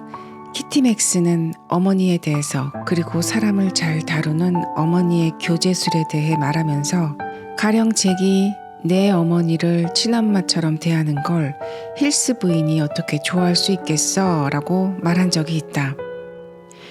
대체로 잭은 다정하고 정직하며 유순하고 완벽한 신사였다. 가짜가 아니라 진짜 시골 사람, 열정적인 시골 사람이었다. 그는 말을 능숙하게 탔고 낚시질을 잘했다. 시적 성향도 있었다. 몇 년 후에 만났을 때 그는 출간된 새 시집들을 전부 읽었다고 내게 말했다. 옥스퍼드의 철학자 네틀십은 그에게는 신적인 존재였다. 잭이 네틀십의 철학을 설명하려 애쓰면서 그분은 예수 같아 라고 힘주어 단언한 기억이 있다. 친지들과 비교해 볼 때 잭은 결코 성품이 단순하고 미개한 사람은 아니었다. 어떻게든 우리 친지들과는 달리 그는 다재다능했다. 뛰어난 재능은 없어도 아주 많은 일을 할 줄 알았다. 우선 그는 사냥을 잘했다. 약혼이 공포되었을 때 에설 딜크는 잭이 한 발로 서서 말 3마리를 몰고 갔다는 얘기를 들었어요. 그는 다른 일들도 잘할 거라고 믿어요 라고 편지에 써서 보냈다. 잭은 사무 변호사로서 나무랄 데 없었다. 끈기 있게 자기 일을 추구하며 로퍼와 웨이틀리 회사에 들어갔다. 그는 웨이틀리에 대해서 많은 이야기를 들려주곤 했다. 그는 훗날 정치에도 관심을 두었다. 손재주도 아주 좋았다. 하지만 그가 지적으로 뛰어난 사람은 아니라고 어머니가 아버지에게 말한 적이 있다. 그의 외모는 이 대략적인 묘사와 잘 맞았다. 아름다운 갈색 눈에 코끝은 완강하게 혹처럼 둥글고 뭉툭하며 쑥 들어간 턱에 닥스 훈투처럼 기이하게 주름이 잡혀 있었다. 그는 청결에 꼼꼼하게 관심을 기울였다. 하루에도 몇 번이나 몸을 씻었고 빅토리아 사회의 시법무관으로서 또 시골 신사로서 꼼꼼하게 차려입었다. 잭 힐스를 생각하면 고지식하다라는 단어가 떠오른다. 그는 이튼 스쿨과 옥스퍼드 발리올 칼리지에서 쓰이는 의미로 고지식하게 정직했고 올발랐다. 하지만 그의 고지식함에는 그 이상의 의미가 있었다. 내게 처음으로 섹스에 대해 터놓고 신중하게 말해준 사람이 잭이었다. 녹색 카펫이 달리고 붉은 중국제 커튼이 달린 피츠로이 광장에 있는 집에서였다. 평범한 남자의 생활에서 성관계가 차지하는 의미에 대해 그는 일부러 내 눈을 뜨게 해줬을 것이다. 그의 얘기에 나는 약간 충격을 받았는데 유익한 충격이었다. 그는 청년들이 끊임없이 여자 얘기를 하고 끊임없이 관계를 갖는다고 말해주었다. 성관계는 명예와 아무런 상관이 없다. 육체의 관계를 갖는 것은 남자의 삶에서 사소한 일에 불과하고 그들의 명예나 그들에 대한 다른 남자들의 평가에 대해 전혀 영향을 미치지 않는다고 설명했다. 나는 믿을 수 없을 정도로 순진했지만 턱없이 순진하지만은 않았다. 나는 평범한 남자들의 생활에 대해 전혀 알지 못했고 모든 남자들이 아버지처럼 한 여자만 사랑하는 줄 알았다. 정조를 지키지 않는 남자는 그런 여자들과 마찬가지로 음란하지는 않더라도 불명예스럽다고 생각했다. 하지만 동시에 16살 이후로 플라톤을 읽으며 남색 행위에 대해 모두 인지하고 있었다. 잭은 그런 식으로 정직했다. 조지나 제럴드의 정직함과는 달랐다. 그들은 어떤 소녀에게도 성에 대해서 그처럼 당당하게 유머러스하고 솔직하게 말하지 않을 것이다. 잭의 그런 자질은 어린 우리에게 깊은 인상을 주었다. 또한 유난히 문학적이고 책을 좋아한 우리 집안에 그는 시골 생활을 끌어주기도 했다. 우리에게 나무에 설탕 주는 법을 가르쳐 주었고 모리스의 책 나비와 나방을 선물했다. 나는 그 책에 실린 곤충의 심장과 침의 사진, 짧은 털처럼 생긴 히브리어 문자들 사이에서 몇 시간을 보내며 우리가 잡은 곤충들을 찾아냈다. 어느 날 밤에 저녁을 먹다가 제럴드는 우리가 죽어가는 곤충들을 낡은 가루치약 통 속에 넣어 샘 밑바닥에 보관하고 있다고 놀리듯이 웃으며 폭로했다. 다행히 어머니는 야단을 치거나 금지하지는 않았다. 우리의 열광적인 취미를 알아차리고는 정당한 취미로 인정해서 잠자리채와 곤충 표본대를 사주었다. 스텔라가 잭의 청혼을 받아들였을 때 어머니의 죽음 이후 급격히 무너졌지만 아직 남아있던 우리 조직은 찬성했다. 그 결혼은 아주 행복한 것이었으리라고 나는 생각한다. 아이들이 많이 태어났어야 했고 그러면 아마도 스텔라가 지금도 살아있을지도 모르겠다. 잭은 분명 열정적으로 사랑했다. 스텔라는 처음에는 수동적이었지만 그들의 약혼을 통해 나는 처음으로 환영을 품게 되었다. 남녀의 사랑에 대한 첫 번째 환영이었다.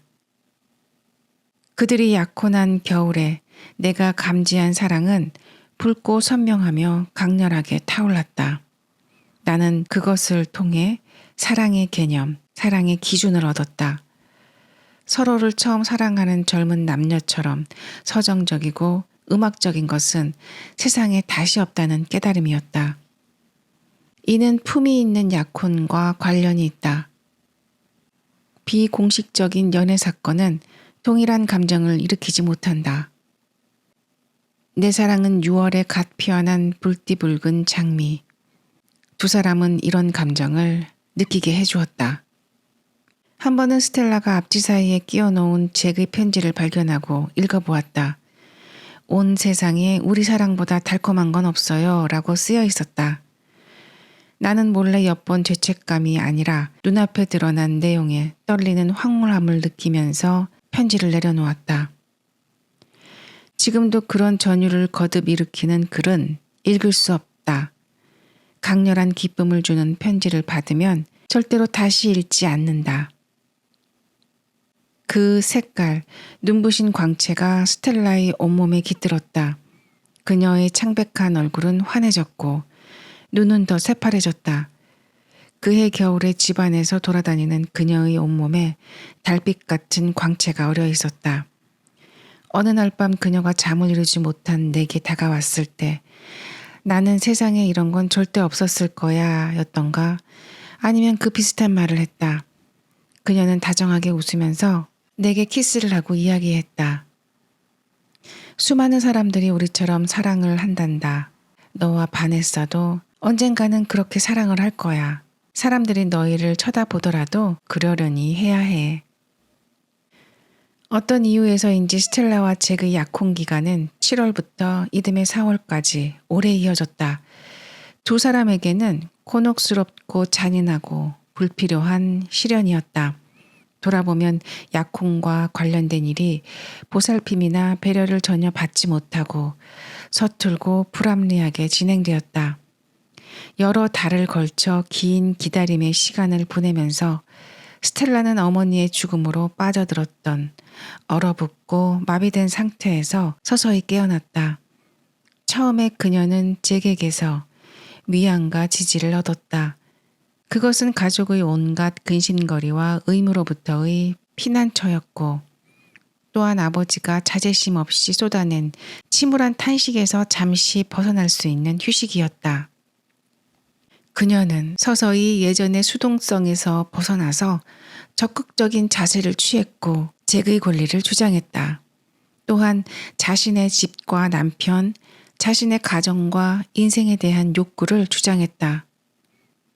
그러다 보니 그들은 결혼 후에도 우리와 함께 살아야 한다는 아버지의 강요를 말없이 수용했던 약속. 지금 보면 도저히 믿을 수 없이 어처구니 없지만 당시 받아들일 수밖에 없었던 결정이 마침내 견딜 수 없게 느껴졌다. 그래서 그녀는 어느 날 밤 서재로 가서 아버지에게 그 사실을 말했다. 그러자 폭발이 일어났다. 약혼 기간이 길어지면서 아버지는 실로 점점 폭군이 되어갔다. 잭의 이름도 듣기 싫어했다. 채찍으로 찰싹 갈기는 소리 같다고 아버지가 말했던 기억이 난다. 분명히 아버지는 질투하고 있었다. 이때쯤 아버지는 모든 진실에서 멀어져 뭐라 설명할 수 없는 세계에 확고히 자리 잡았으므로 그 약혼은 믿을 수 없을 만큼 복잡해지고 좌절되고 지연이 되었다. 하지만 마침내 1897년 4월에 결혼식이 거행되었다. 세인트 메리 에보츠 성당에서 격식에 맞춰 종이 울렸고 많은 사람들이 모였고 은박이 새겨진 청첩장을 돌렸다. 바네사와 나는 손님들에게 꽃을 건넸고 아버지는 스텔라의 팔짱을 끼고 복도를 행진했다. 신혼부부는 이탈리아로 여행을 떠났고 우리는 브라이턴으로 갔다. 하지만 그들의 신혼여행은 매우 짧았다. 왜냐하면 스텔라는 돌아오자마자 맹장염에 걸렸기 때문이다. 그녀는 출산을 앞두고 있었는데 그것도 잘못되었다. 결국 3달간 계속 병을 앓다가 1897년 7월 하이드파크 게이트 24번지에서 결국 죽고 말았다.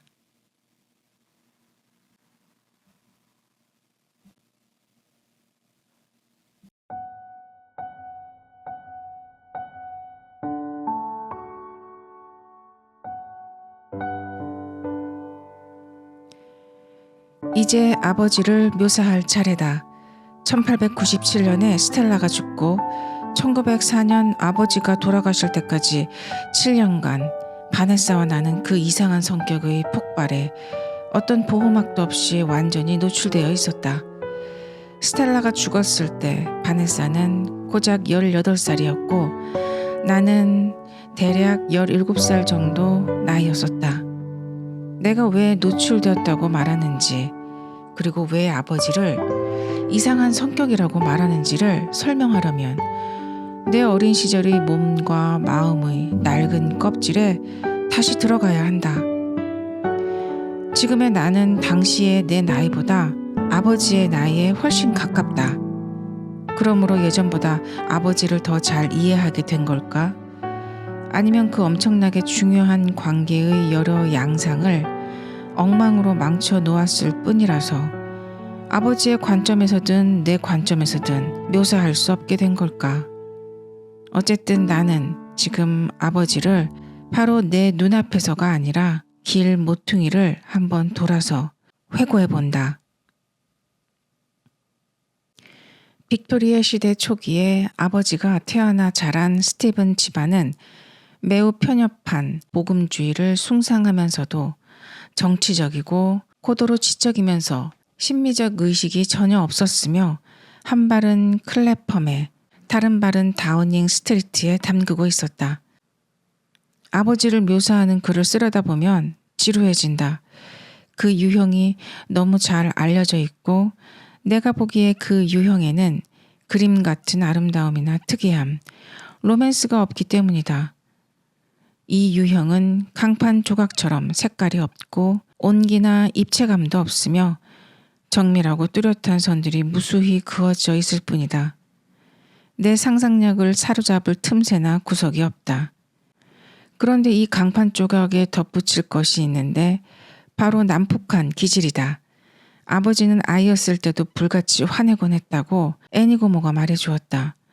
고모의 얘기가 어떻게 끝났는지는 잊었지만 온실의 화분을 박살낸 일화가 이어졌을 것이다. 그 누구도 아버지를 억제할 수 없었다고 고모가 말했다. 스스로 억제할 수 없었던 이 기질은 아버지가 이성을 숭배하고 감정의 분출이나 과장, 과도한 표현을 싫어한 사람이라는 것을 고려해 볼 때 이율배반적이다. 그 기질은 아버지가 신경 허약으로 인해 버릇없는 아이가 되었다는 점에서 비롯된 것 같았다. 아버지는 몹시 화를 내더라도 병약했기에 용서를 받았다. 그런데 천재적인 인간은 선천적으로 자기 기질을 억제하지 못한다는 인습적인 사고도 한몫했을 것이다. 아버지가 젊었을 때는 천재에 대한 열광적 숭배가 극에 달한 시절이었다. 천재란 의심의 여지 없는 영감이 분출하는 인간을 뜻했다. 그들은 옷도 다르게 입고 머리도 기르고 크고 검은 모자를 쓰고 망토를 둘렀다. 하나같이 그들은 함께 살기에 불편한 사람들이었다.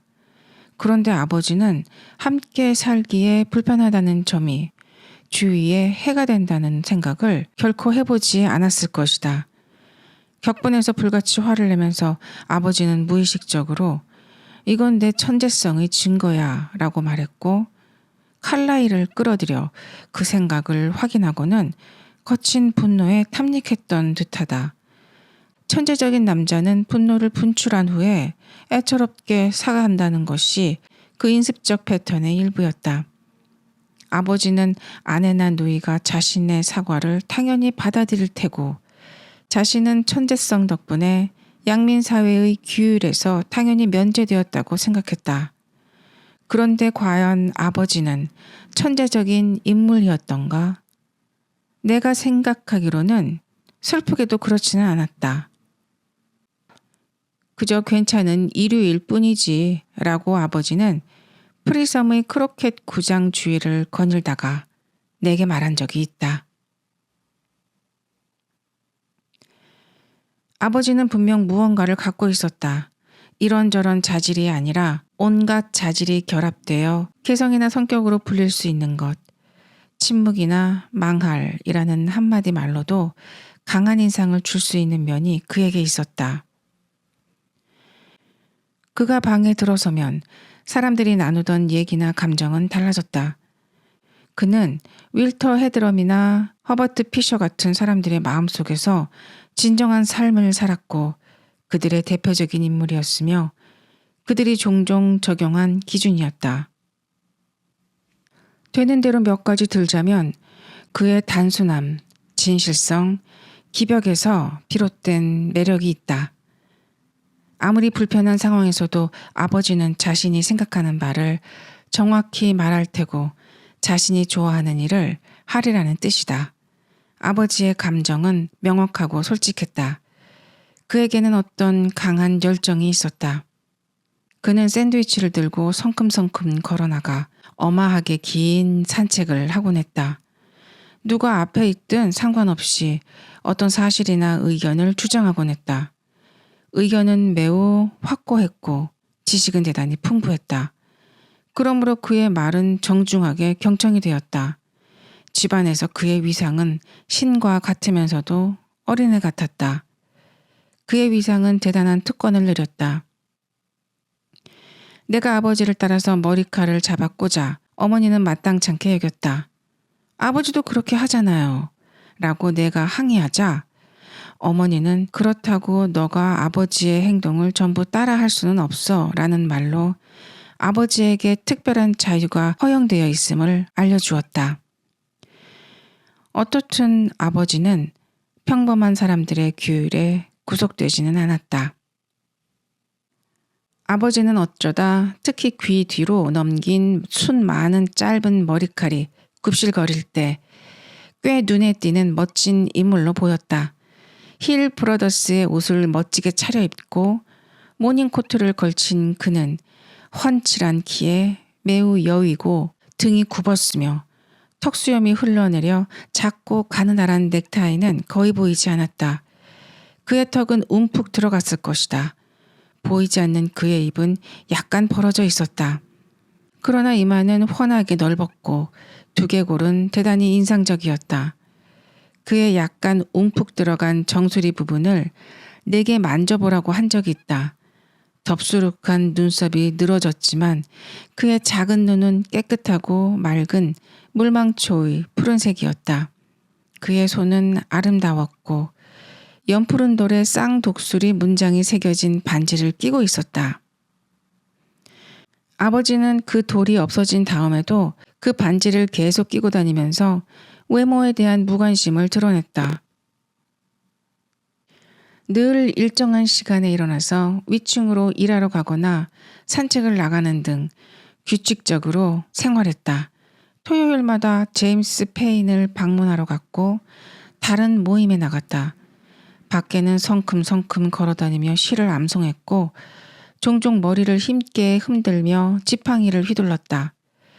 그는 늘 중절 모자를 썼는데 큰 머리에 약간 기묘하게 얹힌 모자 양옆으로 숱이 많은 머리칼이 삐져나왔다.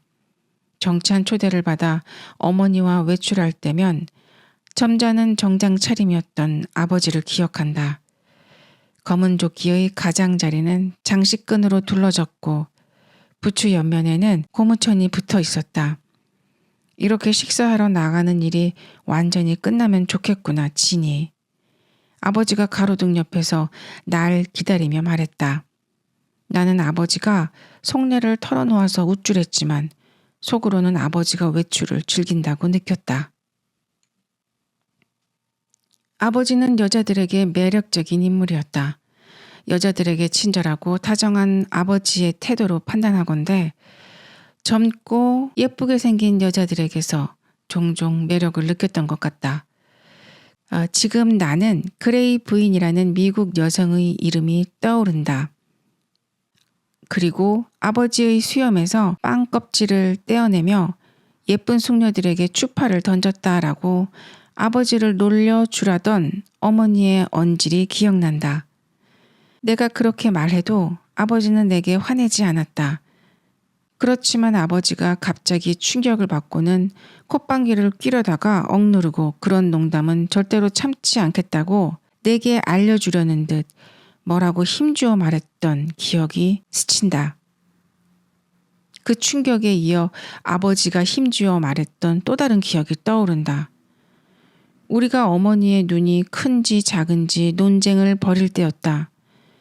그때 아버지는 내 어머니의 눈은 세상에서 가장 아름다운 눈이야 라고 역설했다. 그렇더라도 나는 아버지가 랭트리 부인의 미모에 매혹되었고 지극히 정상적으로 남자로서 마음이 동했으며 실은 그녀를 보기 위해 연극을 갔던 사실을 즐겁게 기억한다. 그것이 아버지의 근엄한 모습에 약간의 인간미를 더해주었기 때문이다.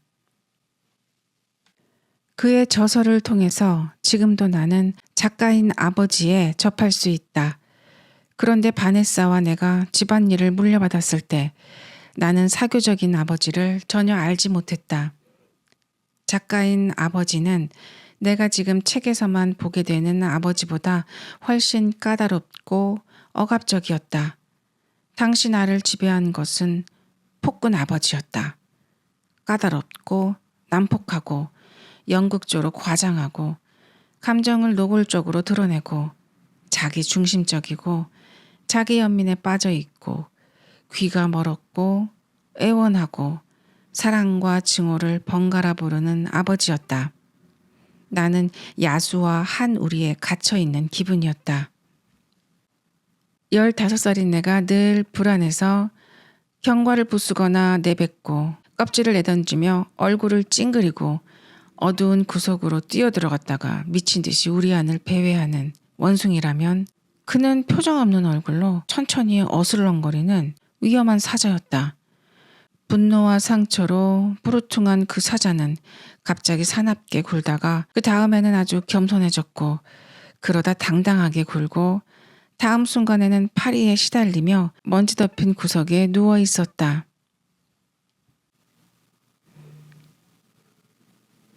오후에 우리는 늘 산책을 나갔다. 나중에 산책은 고행이 되었다. 어머니는 아버지가 우리 중 하나와 함께 산책해야 한다고 주장했다. 지금 생각해보면 아버지의 건강과 즐거움에 너무 집착한 나머지 어머니는 아버지를 위해 기꺼이 우리를 희생시켰다. 그렇게 함으로써 어머니는 아버지의 의존성을 유산으로 남겨주었다. 어머니가 돌아가신 후에는 산책은 우리에게 가혹한 짐이 되어버렸다. 어머니가 아버지를 독자적으로 처신하게 했더라면 우리와 아버지의 관계는 훨씬 나아졌을 것이다.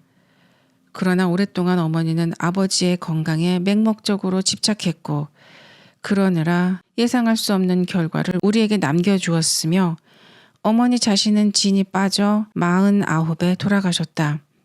반면에 아버지는 계속 살아계셨고 너무나 건강했기에 이른 둘에 암으로 돌아가시게 되었을 때 몹시 괴로워했다. 나는 이런 말을 끼워 넣으면서 해묵은 분노를 터뜨리고 있지만 그렇더라도 세인트 아이브스가 우리에게 주는 순수한 기쁨은 이 순간에도 눈앞에 생생히 떠오른다. 느릅나무의 레몬색 이파리, 과수원의 사과, 속삭이며 바스락거리는 나뭇잎 소리가 떠오르면 나는 잠시 하던 일을 멈추고 인간의 힘이 아닌 많은 것들이 우리에게 늘 작용하고 있음을 생각하게 된다.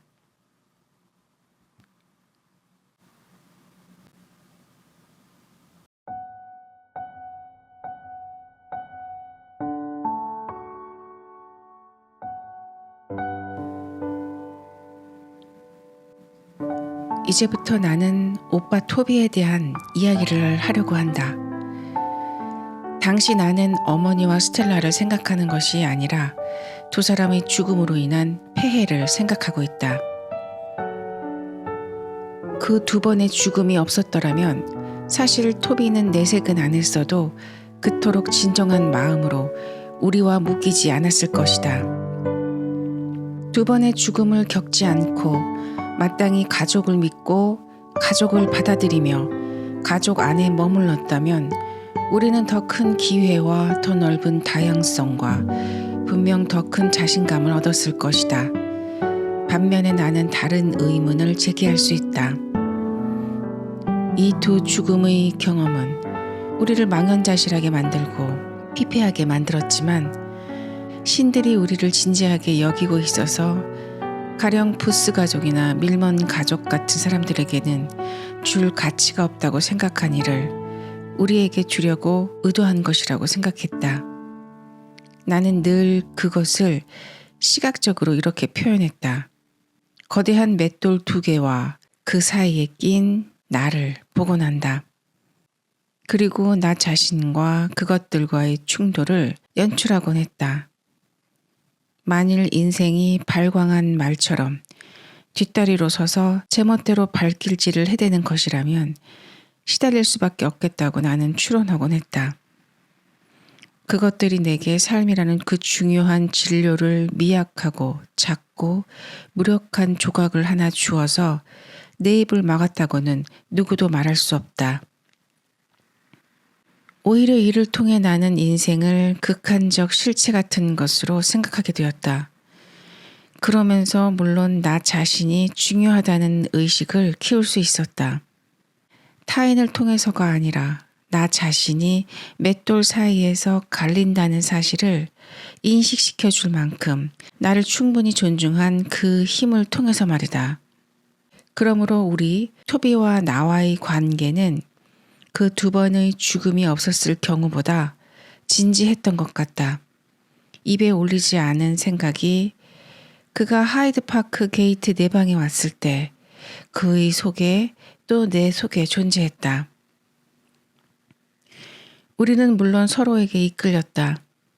그는 오빠로서의 감정뿐만 아니라 한 개인으로서 나를 재미있어 했고 놀라워하며 캐묻는 태도로 대했던 것 같다. 내가 1살 반이 적고 여자아이라서 껍데기가 없는 작은 생물처럼 여겼던 셈이다. 그와 비교하면 나는 내 방에서 격리되어 살아갔고 그의 학교 이야기에 순진하게 열렬히 귀를 기울이고 그의 경험을 능가할 내 나름의 경험은 전혀 없지만 수동적이지 않고 오히려 제잘거리며 꼬치꼬치 캐묻고 안절부절 못하고 반론을 제기했다. 층계를 오르내리며 이야기를 나눈 후에 우리는 갈라져서 각자 책을 읽었다.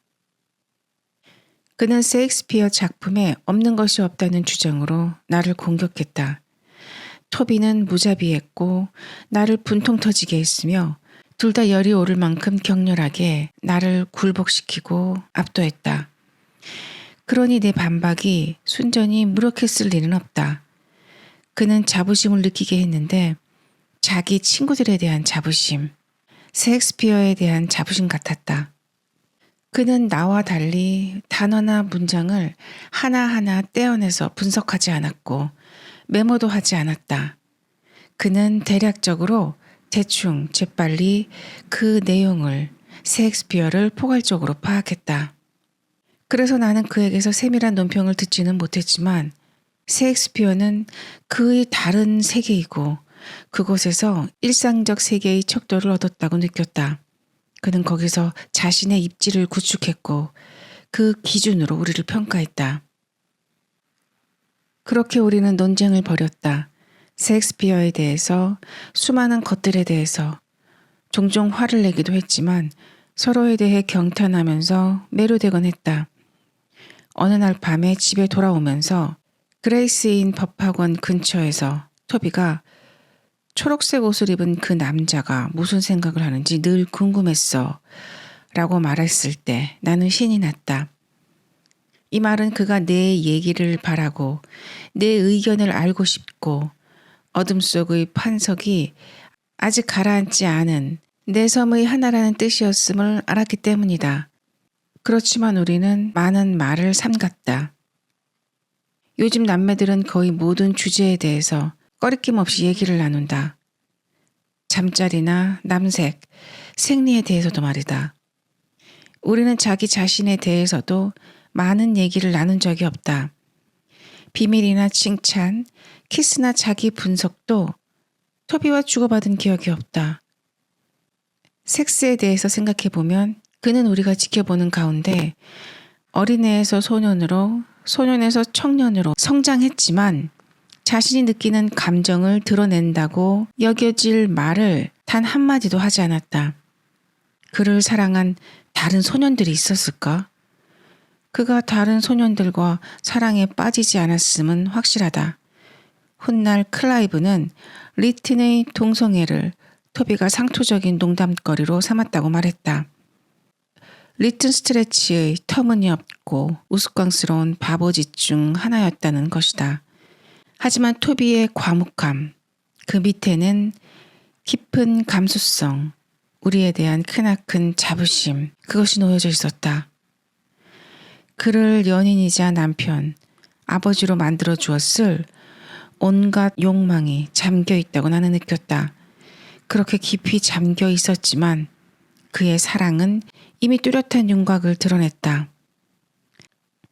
사진을 찾아낸 제럴드가 밝혔듯이 케임브리지에 그가 좋아한 댄스 여교사가 있었다. 그리고 물론 엘레나가 있었다. 그 다음으로는 아이린이 있었다. 그러나 사랑하는 여자들에게 그는 많은 격식을 차리며 정중하게 접근했다. 그리고 과묵했다. 말없이 접근하는 모습이 얼마나 두드러졌을까. 그의 사적 생활은 그러했을 것이다. 나는 그가 26이고 내가 24이었을 때 토비가 죽으리라고는 전혀 예감하지 못했다. 당시 나는 지금 보듯이 앞날이 완전히 사라진 인물로 그를 보지 않았다. 당시 나는 그 순간만 생각했다. 거기 방에 있는 토비를 방금 클리프턴에서 돌아왔거나 케임브리지에서 돌아왔고 잠시 들어와 나와 논쟁을 벌이던 그를 어느 날을 떠올려도 흥미진진한 순간들이었다. 그런 순간에 우리 둘 다 안개자욱한 아동기를 밀어냈고 각자 서서히 드러나는 상대의 모습을 보았고 각자 자신 속에서 그리고 상대에게서 솟아나는 새로운 자질을 감지했다. 새로운 것을 발견한 나날이었다. 행복한 날이라 부르던 불행한 날이라 부르던 흥미진진한 날이었고 마음을 뒤흔든 날이었다.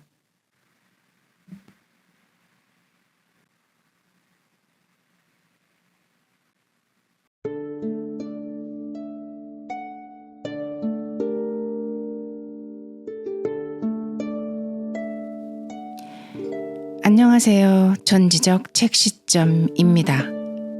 오늘 저는 버지니아 울프의 지난날의 스케치 책을 읽고 짧은 리뷰를 해보려고 합니다. 우선 버지니아 울프는 비평가이자 사상가였던 아버지 레슬리 스티븐과 빼어난 미모의 인도 출생의 어머니 사이에서 1882년 런던에서 태어났습니다. 사실 그녀의 부모와 가정사는 위대한 문학적인 자양분이자 버지니아 평생을 괴롭힌 정신적 트라우마의 시작점이었는데요. 어머니도 아버지도 모두 두 번째 결혼이었고 그 자식들도 다소 복잡한 관계로 결합이 되어 있었습니다.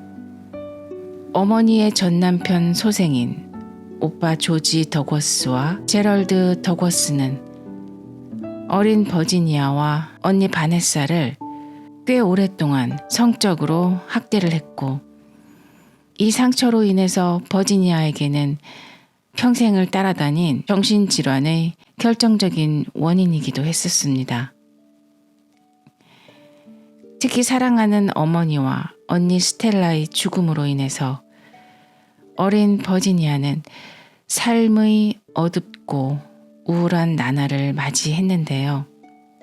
그녀가 깊이 의지하던 친오빠 토비마저 1906년 장티푸스로 사망한 사실은 그녀에게는 크나큰 충격이었습니다.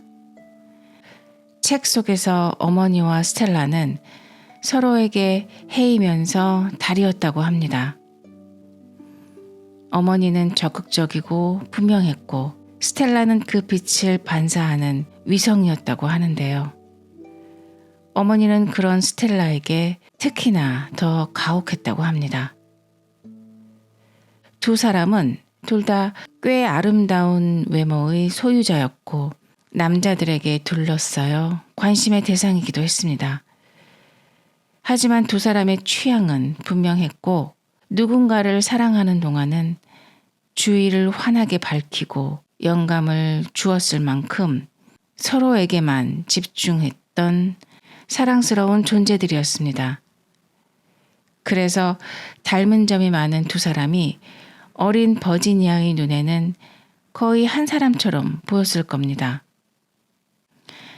두 사람의 죽음, 어머니와 언니 스텔라의 죽음은 버지니아에게는 세상이 무너지는 경험이고 책 속의 표현대로 거대한 두 개의 맷돌 사이에서 갈리는 경험이라고 시각화하고 있습니다.